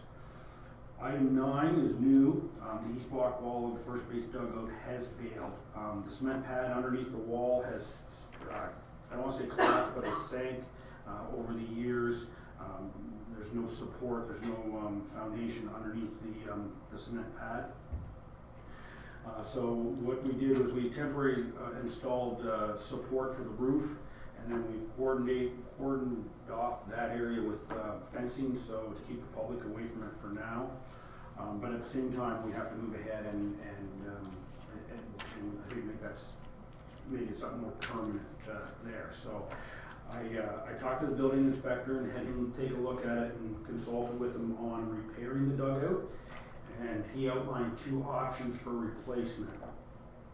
And as we talk about these options, I just note that the third base dugout also has cracks in the walls also. Not to the point where it's a hazard to the public, but it could be that we have to do the same repair on the other dugout eventually. So if we decide on something, it could be both dugouts eventually needs the repair. So basically, I'll outline 3 options. I, at this point, recommend number 1, just because it's the simplest at this point in time. So the 3 options are remove the dugout and delay the reconstruction until the plan for the park is complete. Number 2, remove the dugout and reconstruct the same block wall with structural footings in place to support the block wall. And then option 3 would be remove the dugout and construct a wood structure that can be supported by a floating cement pad. This would be similar to a lot of the garages that are built. And it's just when I talked to Jeff about it, he said when you construct a block wall, that's a pretty major construction. You need frost footings and that sort of thing, and that's the reason why it's failed in the first place. Continue on with the financial impact. Items 1 to 5, which we've already talked about, they're in the operational budget. We're going to use the municipal staff and equipment. We're looking at a financial impact of around $2,500 for materials with the work being done by obviously us. And again, I think everybody is aware of what's happening there.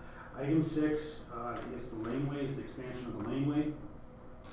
And really, the only cost there is the purchase of the gravel. I believe that the expansion, we can talk about where we could go and what areas could be expanded. I'd like to keep it under $5,000, and I think we could work within the operational budget if we keep it within $5,000. Items 7 and 8 are not really a financial impact. The financial impact would be about $500. We're talking about some topsoil, restoring the lawns. Really not that big of a deal. The biggest with those items are basically, because you're taking down trees, we've got to come up with a plan that says, yes, we're changing the look of the park.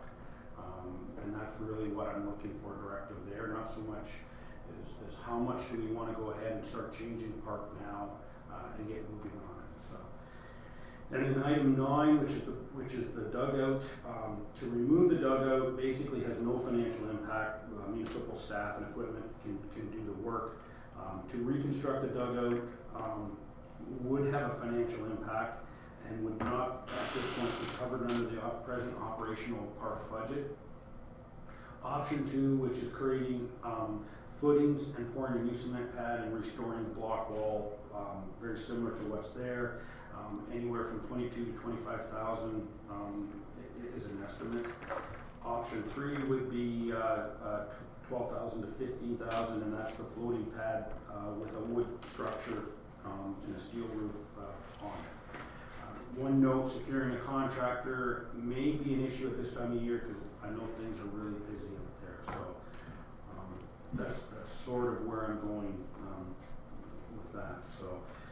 My recommendation is that council, the recommendations, and again, maybe slow down, and we can discuss, obviously, for direction on some of the items. But the first one, that council accept the Kerwood Park 2019 work report as presented by myself.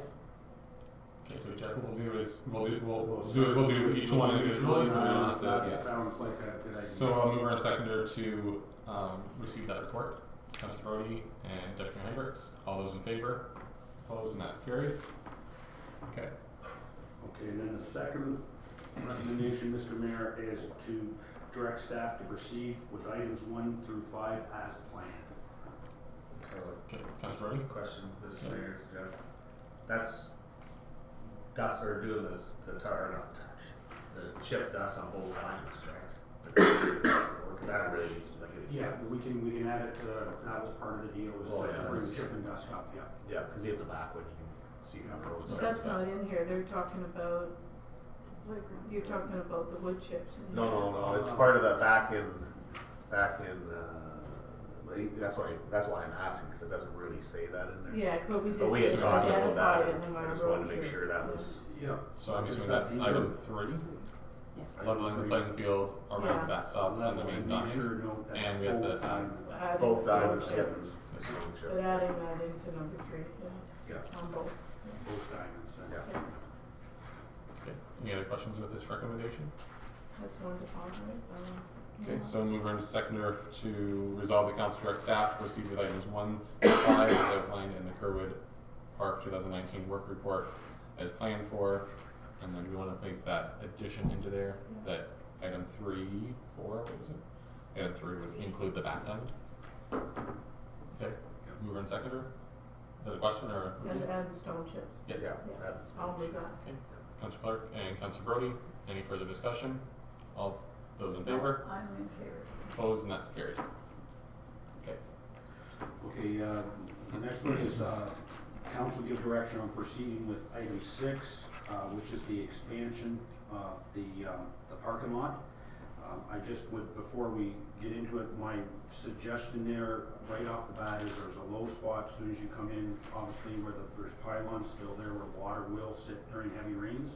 I think that's the first part, that if the expansion does want to proceed at this time, in this year, in this budget, I would suggest that we square that up and come right over to the building, the maintenance building.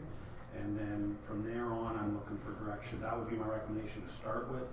And then if there's anything else that council deems that they would like to see more there, I've had suggestions go all the way to the flagpole with the expansion. I've had other stuff there, but I think the biggest one I recommend is that low spot, fixing that low spot where the water's sitting for now. Councilor Brody? So if you fix that low spot, you're not worried about having a drain there to like, take that excess water away. Is that possible, or if you pack and put that in, do you think that's going to be a problem for water?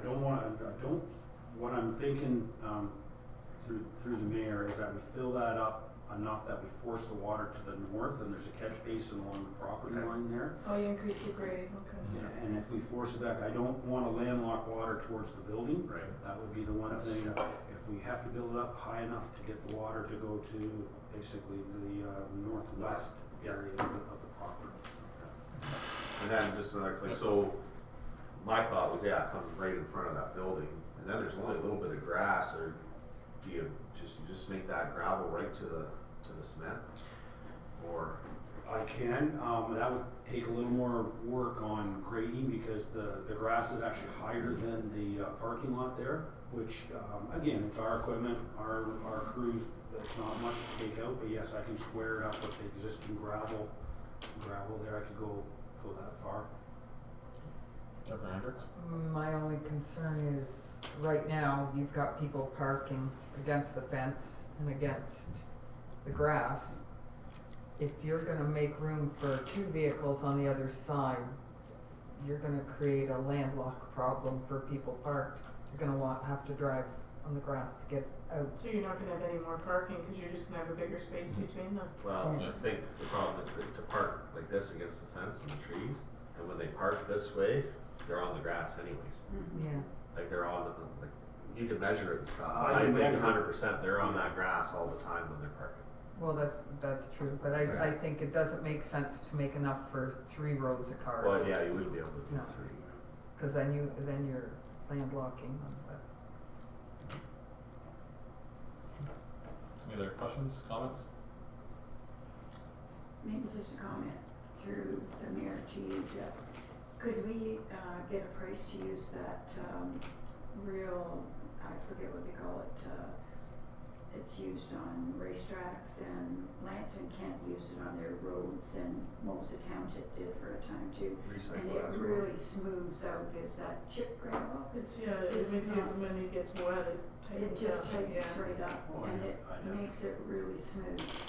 For accessibility, I think it would really improve the accessibility until we get more cement there. Yeah, my only comment with that, we're delaying all these things in the park every time we bring something like that up. Like, to me, like this, we gotta get moving on this stuff, right? That's all.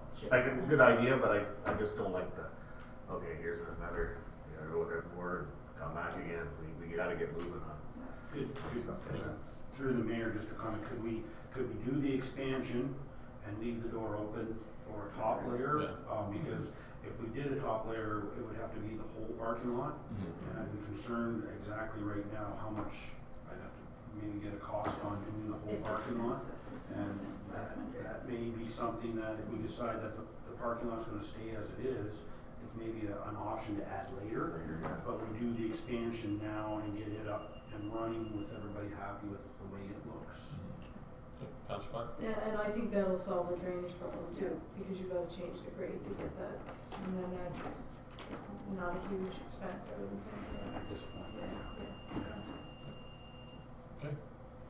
So we have, the direction that yes, we're we'll doing. square up around the building on the east and north side, but we won't go any further to the south. That's good For now.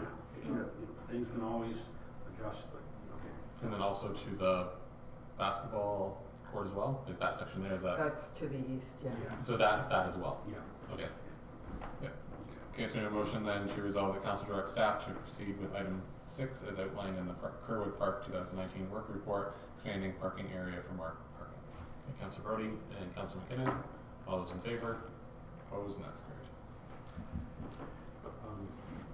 The next one is that council give direction on proceeding with item 7. Item 7 is the cedar trees, so, again, I don't see it being a huge issue for our guys taking the cedar trees down. At the same time, at this point, they're not hindering the use of the park. I've had some people say take them all down. I've had some people say just take down the ones in front of the parking lot to open up so people can see in there. I've heard some people discuss on Main Street not to take them down because they like the privacy, they don't like looking across the street at the pavilions if there's stuff going on. So there is a bit of there. So basically what I'm looking there is direction from council on the feeling of taking the cedar trees down. Councillor Clark? Question, and this relates to 8 as well, 7 and 8, is there a safety piece we're not looking at here with the fence and the cedar trees? Is there a safety piece we're missing? Through Mr. Mayor, I would, where the playground equipment is, where the young children play, I would suggest we leave the fence for now until we can come up with a better solution of putting something back in place. Just because there is an area there that the young children play at. I don't think it's necessary to fence the parking lot in, other than people could be, you know, driving all over the place. It makes people behave a little bit. And are there trees down at that end too? There is trees They're all the down way there, in, yeah, okay. yeah. So, I mean, again, that we could take the trees out, leave the fence, we could leave the trees, take the fence. There's a number of options there, and at the same time, we could leave it all the way it is until there's a final plan for the park constructed, so. Dr. Hendricks? My thought is cedar trees attract mosquitoes, so if I was gonna take them out, I'd put like deciduous trees back there.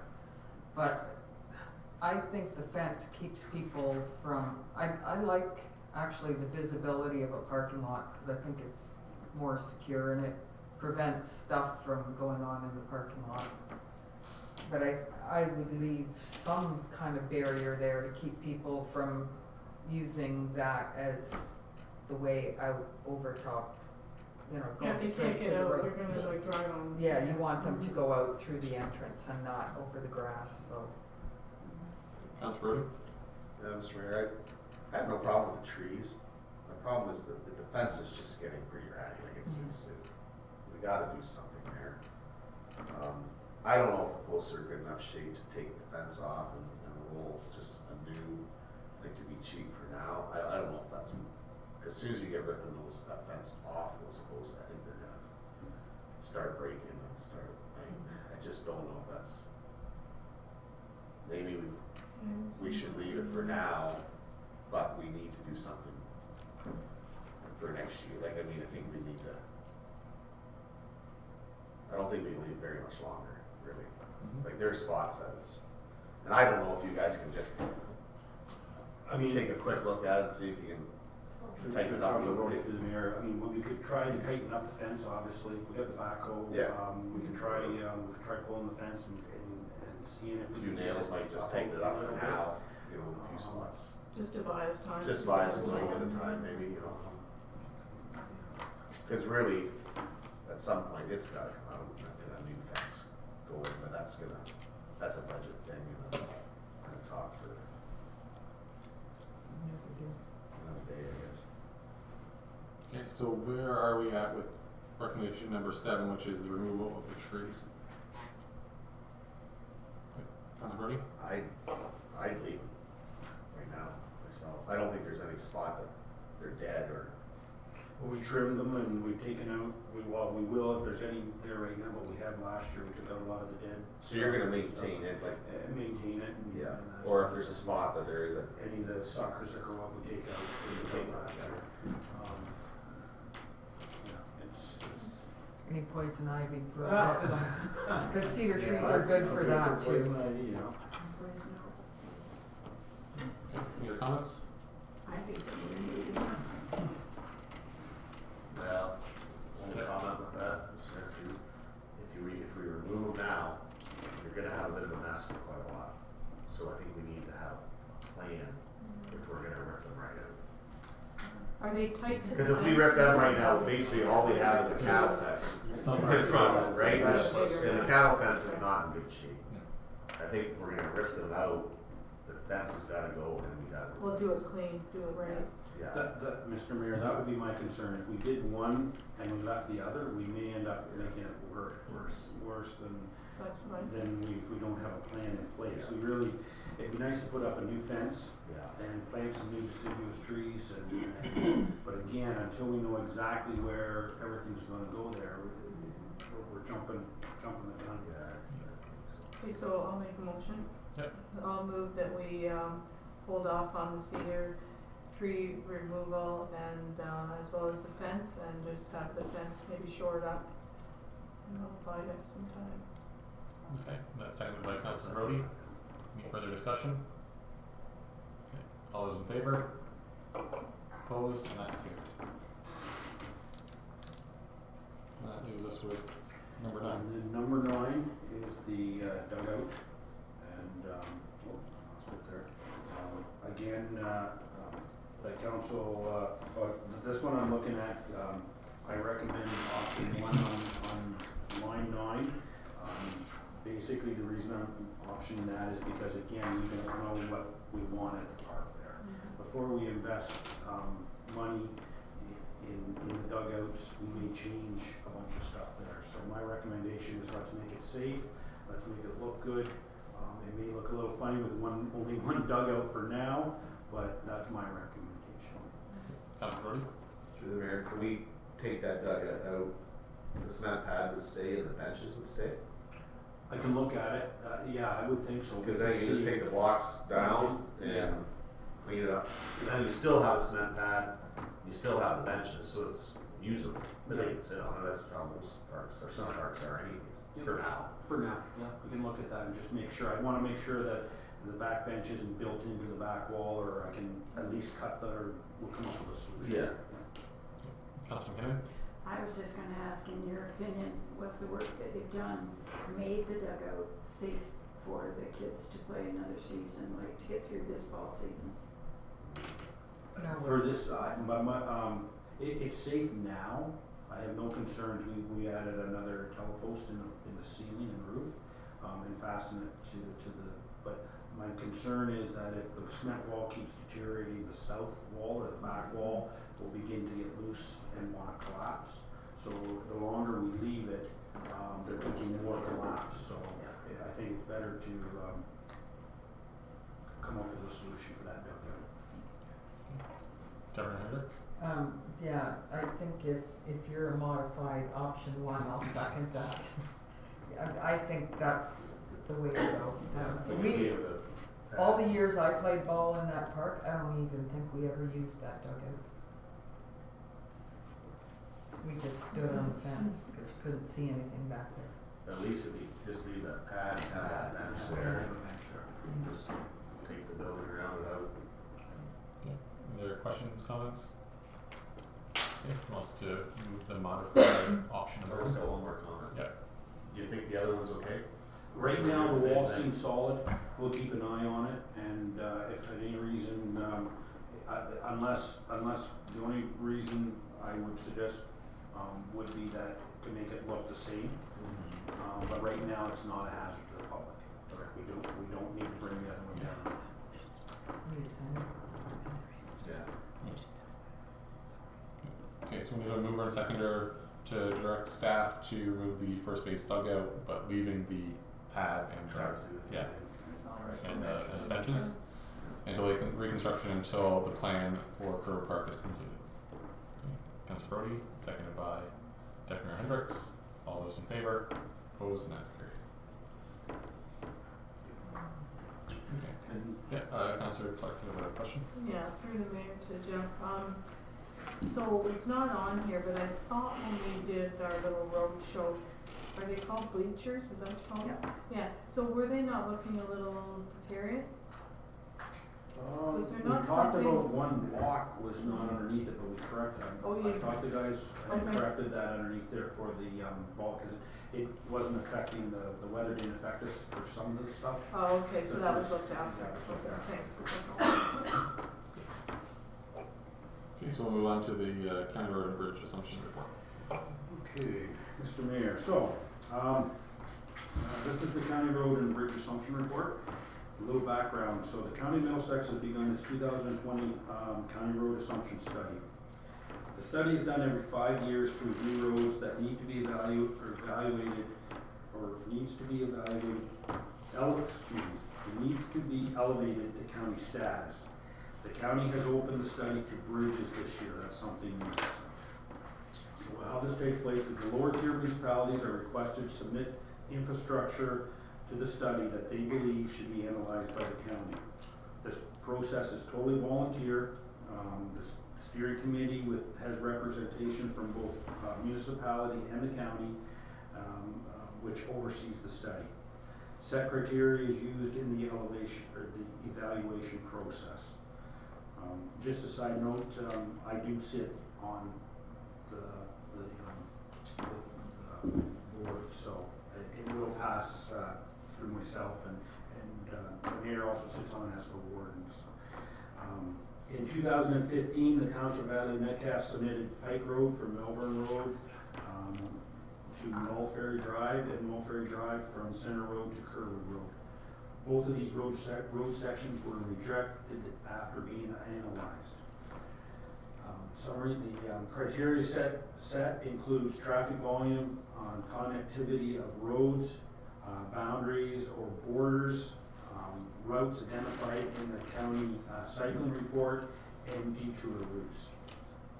Pike Road from Melbourne Road to Mulberry Drive and Mulberry Drive from Pike Road to Center Road are the township's only Class 3 road sections, which means there are over 1,000 cars a day. So I point that out just because that is one of the criteria is traffic count. So those there are road sections that we have that are Class 3. Mulberry Drive was also the only township road indicated as a potential cycling route by the county cycling report. That's pretty straightforward. These two sections are the only road sections in the township that could be considered for assumption with the set of criteria that's in place. So if we thought we were going to look at anything else, our road counts aren't near high enough. These are really the only ones in our area that meet the criteria. The county wants connectivity, meaning that they will review sections of roads that are connected from county road to county road. To meet this criteria, Pike Road and Mulberry Drive were presented in 3 sections. Pike Road from Melbourne to Napperton, Pike Road from Napperton to Mulberry Drive, and Mulberry Drive from Center Road to Kerwood Road. Bridge requests will be considered at a later date and do not need to be submitted now. So there's more information going to come to the local municipalities on what's happening with the bridges. Financial impact. If a road section is assumed by the county, a 1-year maintenance fee will be applied from the township to the county. This will be a set fee per kilometer. As well, the county may request funds to upgrade infrastructure if needed. Both fees will be set before assumption is agreed to. I've seen some of the other roads that the county has assumed, and both Pike and Mulberry, although do have some minor issues, they're not by any means out of the range of county assuming and asking for a bunch of money for them. So what they usually do is look at, say if there's a bridge on these are large culverts that need to be replaced that are going to be a large amount of money. They'll usually ask for a set fee for that. So we'll go from there. So my recommendation is that the council accept the county road assumption report as presented by myself, Public Works Manager, and resolve that council direct the Public Works Manager to submit Pike Road and Mulberry Drive Road section as presented in this report to the County Middlesex for inclusion in the 2020 road and bridge assumption study. Any questions at all? Deputy Hendricks? Yeah, so what concerns me is how much, if we let the county assume these roads, how much connectivity do we lose? And what, other than not having to maintain those roads in the future, is there an advantage? I guess. I know that when I drive around in the winter, I stay on the township roads because they're better maintained in the winter than the county doesn't seem to be able to keep up everywhere. Sorry, Chris. But yeah, that's the case, and I just need to know for myself what the advantage would be to giving the county over the roads. Through the mayor, deputy mayor, the one advantage I would point out is that these sections are only class 3, so we do have to do a higher level of service on these roads. So if the benefit to the municipality at a starting point would be that we would reset and get rid of the class 3 roads so that we don't have 2 levels of service for the crew. It would actually make it easier for maintaining our roads during the winter, rather than sending a truck out to do a different level of service. And just an example of that is Category 3 needs 12, you only have 12 hours to service Category 3 roads, where you have 16 hours to service Category 4. So we have to make sure that that 12 hours is met on Pike and part of Mall Ferry. So the one benefit right off the start is we lose our Category 3s and we fall back into Category 4 roads all across the board. So other than that, there's also down the line, if we lost a number of kilometers, we'd start looking at the number of pieces of equipment. But again, that would be something that we'd have to look at. I can't go at this point and say that if we got rid of these, we'd lose equipment at this point. So but the real thing is the Category 3s. Well, as one of the previous deputy mayors said, there's only one taxpayer, so whether we're paying the county to maintain the roads or the township, to the taxpayers, it's not really a difference. So that's my only thought on that. And the connectivity. I mean, right now we do have roads that are completely isolated, like Buttery Creek. You have to drive over a lot of county roads to get to clean that subdivision, so I think connectivity is an issue for us also. Councilor? I guess my problem is as Pike gets busier, which it's only going to, and seeing what the county's doing on Calvert, I mean, it's an incredible difference, and it will be way better at the end of the day. And for us to take on a project like that, probably number one will be financial possible, and there will be upgrades needed to those roads. Oh, right. For sure. Just a comment to that, through the mayor, and that's why the county does this, is that's the roads we're looking for, is that they're not looking to take on a lot of stuff from the lower tiers unless the lower tiers are saying, look, the traffic counts are going up, the type of traffic that's on it, commuter traffic routes, and that's the reason they're doing these studies on it. Councilor Clark or Councilor Cannon? No. I'll just make one comment. With this, I think the one main advantage of having the county look at assuming county road or assuming local township roads is that cost then is distributed over the entire county. Yes, there's one taxpayer, but right now, if we're looking at doing upgrades to Pike Road or Welfare, whatever it would be, the taxpayer is only Adelaide Metcalfe, whereas if it becomes a county road, it's spread over the entire county. And for connectivity, it works very well.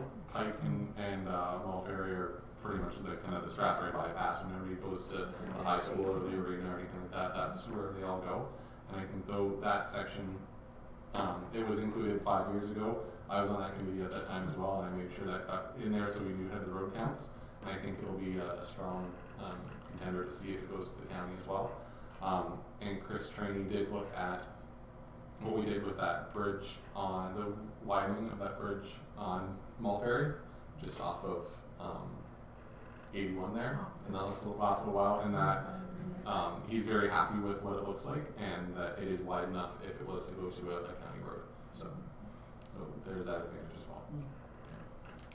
Okay, so we have two recommendations. The first one is that resolve that council accept the county road assumption report as presented by the public works manager. Mover and seconder for that, Councilor Brody and Councilor Clark. All those in favor? Opposed? And that's carried. And resolve that council direct the public works manager to submit Pike Road and Mulberry Drive road sections as presented in the report to the County of Middlesex for inclusion in the 2020 road and bridge assumption study. Councilor Brody and Councilor McKinnon. All those in favor? Opposed? And that's carried. Is there anything else, Scott? No, I think I already touched on just a verbal update that we are starting to pave Walker's Drive on Wednesday. This Wednesday? This Wednesday, yeah, 2 But days. tomorrow's Tuesday. Tuesday, yeah, Wednesday, One more sleep, 2 more it's sleeps. going down, yeah, which we're pretty excited about. And then, yeah, so everything's going along pretty good. So the work on the park now will be the next thing to get done. So in the next week, we should see stuff happening there and being corrected, so. Just you wait when Councillor McKinnon sees that Scotchmere gets done, you'll be ecstatic. Well, not this year. Through you, Mayor Curtis, too, Jeff. They're doing Old Drive right now. We're not doing the same process. It seems like a lot of sand that they're putting on, like the gravel content doesn't seem to be like tar and chip is. It's spongy. Oh, it's terrible. It's terrible. Yeah. And again, I haven't been on Old. I know they were doing it. I haven't been down to. They've done the Take a same little- process on County Road 45, Simpson Road. Okay. And it's not as bad as Old, but Old is really bad. The only comment I'll make, and I haven't seen Old, I know some of the local municipalities like to use a granular M as their top dressing. Strathroy Caredoc likes to use a granular M on their tar and chip roads. It takes a little while for that to adjust to the road surface. Whereas we'll use a clean chip, and then to me it makes a better road surface sooner. But anyways, I haven't seen Old to comment on it. It's not pretty. Councillor Clark? Has there been any communication back and forth with Southwest Middlesex with respect to this Innedale? Like if we're sharing, like if they're thinking of doing anything from the portion they're responsible for? At this point, Ms. Breer, I have not brought up any sort of communication at this point. I think until we get into the fall where we actually talk about Scotchmere and then see what the next round is, I haven't proceeded there yet. So they're responsible for part of Scotchmere as well? No, It's only Innedale. I know we're gonna talk about Scotch, the only reason I say Scotchmere is we're gonna talk about Scotchmere coming up. And I think we need, through Mr. Mayor, I think we need to get an idea of what Scotchmere is gonna cost and the timetable on that before we then move to Southwest. Or then go to Southwest and see if they're interested in Innedale. I just wondered, Because because it's if a they're shared at road. Old, I wondered if it was part of their program where they're gonna keep coming. No, I haven't been aware, they haven't contacted us either. Okay, and they would they? Yeah, they'd have, because it's a shared road, so. Thanks. Maybe that communication should happen just in case in 2 years they decide that they're going to do Innedale or they're going to start doing something, and we're on the paving section of Scotchmere or something. I can make, send an initial, letter Just to Like the. just from a planning perspective, Yeah. right? Yeah. No, Because that it might be sounds 5 years or 1 year or 6 months or could 6 days with Is there any other questions for Jeff at all? Seeing none, we'll move on to our next staff report from our CO treasurer. Catherine. Thank you, Mayor Smith. The first item is the invoice payment approval listing, July 5th, 2019 to July 22nd, 2019, in the total amount of $100,559.49. Okay, is there any 41 questions cents. on the accounts? Deputy Hendricks? Paying the Township of Adelaide Metcalfe, is that just an in-house adjustment? Correct. Okay. Any other questions at all? Okay, we need a motion to resolve the council approve the account listings for the period of July 5th, 2019 to July 22nd, 2019 in the amount of $100,559.41 as presented. Councillor McKinnon and Councillor Brody, all those in favor? Opposed, and that's carried. Item number 2 is the municipal drain assessment, billing, payment, and debenture policy. It was circulated for council review on the July 8th, 2019 agenda. There have been no comments received on the policy as drafted, and no amendments are being recommended by staff at this time. And the recommendation is that council receive the report on the municipal drain assessment, billing, payment, and debenture policy, and that council approve the policy as drafted. Okay, so Deputy Hendricks, I'll move that. the first one to receive the report. Sure. Okay, seconder. Okay, Councillor McKinnon, all those in favor? Opposed, and that's carried. And motion to resolve that council approve the municipal drain assessment, billing, payment, and debenture policy as drafted. Deputy Hendricks, seconded by Councillor Clark. All those in favour? Opposed? And that's carried. Item number 3 is from the Middlesex London Paramedic Service Surplus Vehicle Disposal Report. The County of Middlesex is a designated delivery agent for ambulance services. Ambulance vehicles are owned by the county, and through county policy, each lower tier municipality has the opportunity to purchase surplus ambulances from the county before being publicly offered for sale. Neil Roberts, Chief of Middlesex London Paramedic Service, Director of Emergency Services, provided a copy of his report to Middlesex County Council dated July 16, 2019. There are currently 5 ambulances that have been deemed surplus. At this time, it is not apparent that the township is in need of purchasing this type of used vehicle, and I was able to confirm with Fire Chief Nordhoff that he is not interested in purchasing a vehicle at this time. Chief Roberts does request that we express any interest in a vehicle by August the 1st, 2019. The financial impact, the 2019 budget does not have an allocation for the purchase of a used vehicle of this nature, and council would need to open and reconsider the budget should it be decided to purchase a vehicle. The recommendation is that council receive the report. Okay. Councillor McKinnon? Oh, we're going to move? Okay. Seconded by Deputy Hendricks. Any discussion? All those in favour? Opposed? And that's carried. My only discussion is who wants a vehicle that rides like a buckboard, honestly. Well, with almost 300,000 kilometers on it. driven at high speeds. Item number 4 is quotes for the removal of the building under the Property Standards Bylaw. The Property Standards Bylaw 39 of 2019 was approved by Council on May 21st, 2019. Council received an update report on the bylaw at the July 8, 2019 meeting on a current issue. CBO Jack Dennemy obtained 3 quotes for the demolition, cleanup, and remediation of the property located at 27735 Kerwood Road. Ernie Harrington, $7,600 plus HST. Gary Falconer Transport, $24,295 plus HT. And Mays Excavating Limited, $6,500 plus HST. All the debris is to be taken off-site and not to the township landfill and disposed of by the contractor. The contractor is also responsible for any fencing and safety of the site. The township will be responsible for the payment of the contractor with all expenses recoverable through addition to the property taxes under section 446 of the Municipal Act 2019. The recommendation is that council accept the quotes removal of building under property standards report as presented, and that council accept the lowest quote from Mays Excavating in the amount of $6,500 plus HST for the demolition and cleanup of the property. So let's first get a motion to receive the report. Councillor Brody and Councillor Clark. All those in favour? Opposed? And that's carried. And then the second recommendation is to resolve that council accept the lowest quote from Mays Excavating Limited in the amount of $6,500 plus HST for the demolition and cleanup of property located at 27735 Kerwood Road.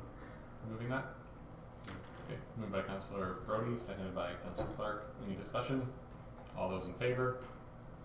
Opposed? And that's carried. Very happy. Yes. Thank you very much. Item number 5 is in regards to this disposal of surplus equipment being the mower. Council deemed the 2013 New Holland disc mower surplus at the June 17, 2019 regular meeting. The notice of sale of the surplus equipment was posted on the website and township Facebook page on July 4th. Council directed that the highest bid be accepted. Staff received 1 bid on the mower in the amount of $150. The amount received for the mower will be credited to Public Works revenues, and the recommendation is that council receive the disposal of surplus equipment mower report as presented. Okay. Mover and seconder for the recommendation. Councillor Brody and Councillor Clark. Any discussion? All those in favour? Opposed? And that's carried. Can you read it? Item number 6 is the proposed town hall meeting. Council's been discussing creation of a hub in the Kerwood area along with potential improvements to the Kerwood Park. At the July 8, 2019 meeting, council requested that staff prepare a report on moving forward with these discussions through public input. Previous council has established a Parks and Recreation Committee to provide council with input on the improvements of the park. Participation on the committee was advertised in the local papers and on the township website. The council selected the committee members from the 3 applications received and appointed 2 members of council to be on the committee. The mandate of the committee was to provide input to council. A Parks and Recreation Committee does not have any spending authority or ability to commit the township. The Parks and Recreation Committee met and provided council with a recommendation to proceed with approving the lighting of the ball diamond. New lighting was contemplated by the previous council, but it was felt that the park was in greater need of washroom facilities. In 2017, council issued a request for proposals for creation of a master plan for the Kerwood Park to provide a guide for improvements to be carried out. None of the engineering firms contacted submitted a proposal. A more direct public input is to host a town hall style meeting to allow anyone who wishes to attend to provide comment. To be effective and successful, the town hall meeting needs to be communicated to the public with timely reminders. Staff recommends council set a date at this meeting for a town hall style meeting to be focused on creation of a hub and park improvement. Notification will begin with a flyer inserted in the final tax bills, which will be mailed by August the 7th. The notice will be posted on the website and promoted on Facebook. A September public meeting will lead to assembly of comments and input for the tentatively scheduled September 30th meeting, where council can provide staff with direction to move forward with proposals and/or estimates for consideration at future meetings. An early commitment to projects by council can then be incorporated into the 2020 budget, and a commitment to an improved budget process is underway. Financial impact: there is no financial impact to the 2019 budget for scheduling and hosting a town hall meeting. There will be costs for advertising and communications related to the meeting, but these costs can be covered through the 2019 administration budget. The recommendation is that council receive the proposed town hall meeting report as presented, and that the second recommendation is that council schedule a public meeting for a date and time at their convenience in the lower level of the administration building for the purposes of discussing the creation of a hub and recreation facilities. Okay, so first we'll do a motion to receive the report. Councilman McKinnon and Deputy Mayor Hendricks. All those in favor? Opposed? And that's carried. And we're looking for dates for this meeting, and I assume Deputy Mayor Hendricks will be away because it's a fine match that weekend, or that week. I'm available the Wednesday after the Wednesday before.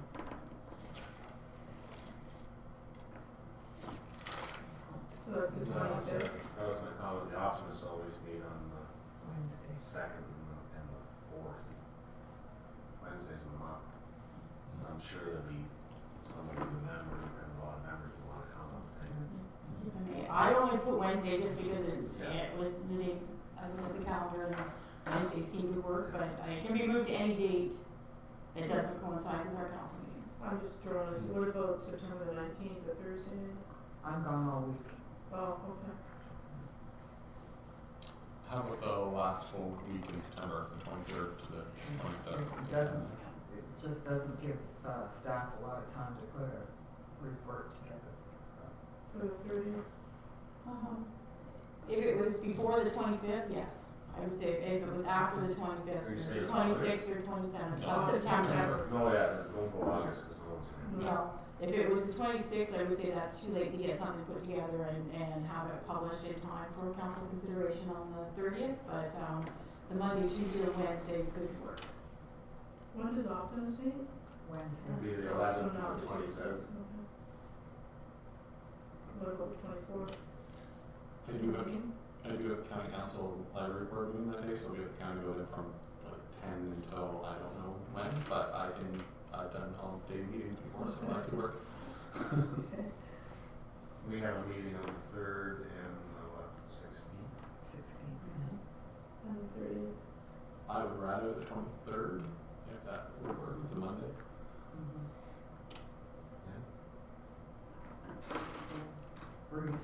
We have our Mondays free most weeks anyways. Not big off, who does, you do or everybody? People that come to council meetings generally. Yeah, well, I can do the 1st and 3rd usually, so it'll be, I'm not sure I can make it, well, I don't know, whatever. I usually have the other one. You could also back it up the week prior to the second council meeting, that may work. So tomorrow.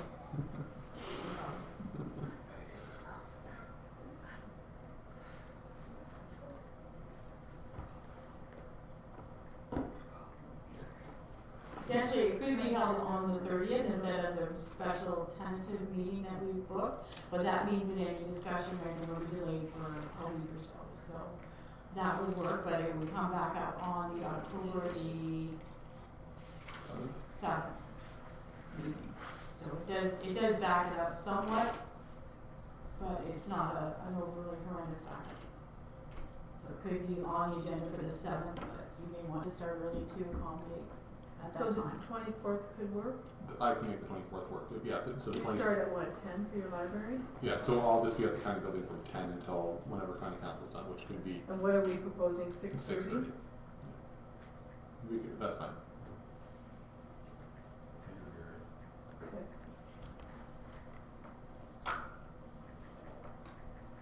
Back your lunch, Rudy. Pack myself. You get lunch.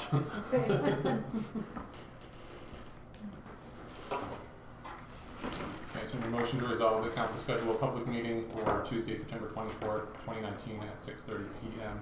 in the lower level demonstration building for the purposes of discussing the creation of a hub and recreation facilities.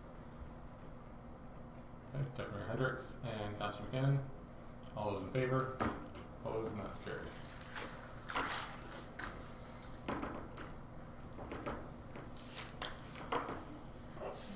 Item number 7 was the financial report including payroll, which was on your desk this evening. Is there any questions at all for the financial update? We need a motion to resolve that council accepts the financial report including the June 2019 payroll as presented by the CAO treasurer. Deputy Hendricks and Councillor Clark. All those in favor? Opposed? And that's carried.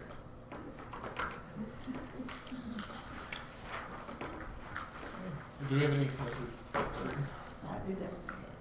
Does anyone have anything for other business? I don't know if it's possible, but I think probably for the next meeting or the one after, we should get rolling on the sidewalk project. There was money earmarked in the budget for the engineer report and to move ahead in that direction. I think that's something we should get going on. If I may, through the mayor, we have the tenders prepared and they will be going out shortly.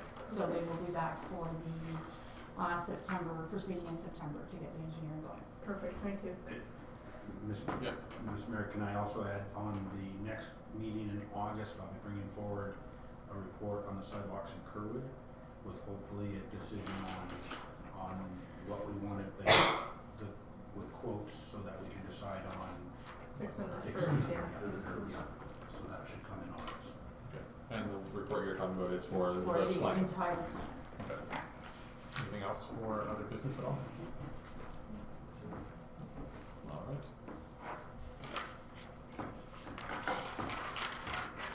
With that, we have our bylaws, and we have a motion to resolve that all 3 readings be given to bylaw number 55 of 2019, zoning bylaw amendment Z07 2019 Creekside Egg, and bylaw number 56 of 2019 concurrent council proceedings, and that the bylaws be signed by the mayor and clerk and the corporate seal be attached. Mover and seconder, Councilor Clark and Deputy Hendricks. All those in favor? Opposed? And that's carried. And if there's nothing else, motion to adjourn at 9:23. Councilor Brody and Councilor McKinnon. All those in favor? Opposed? And that's carried.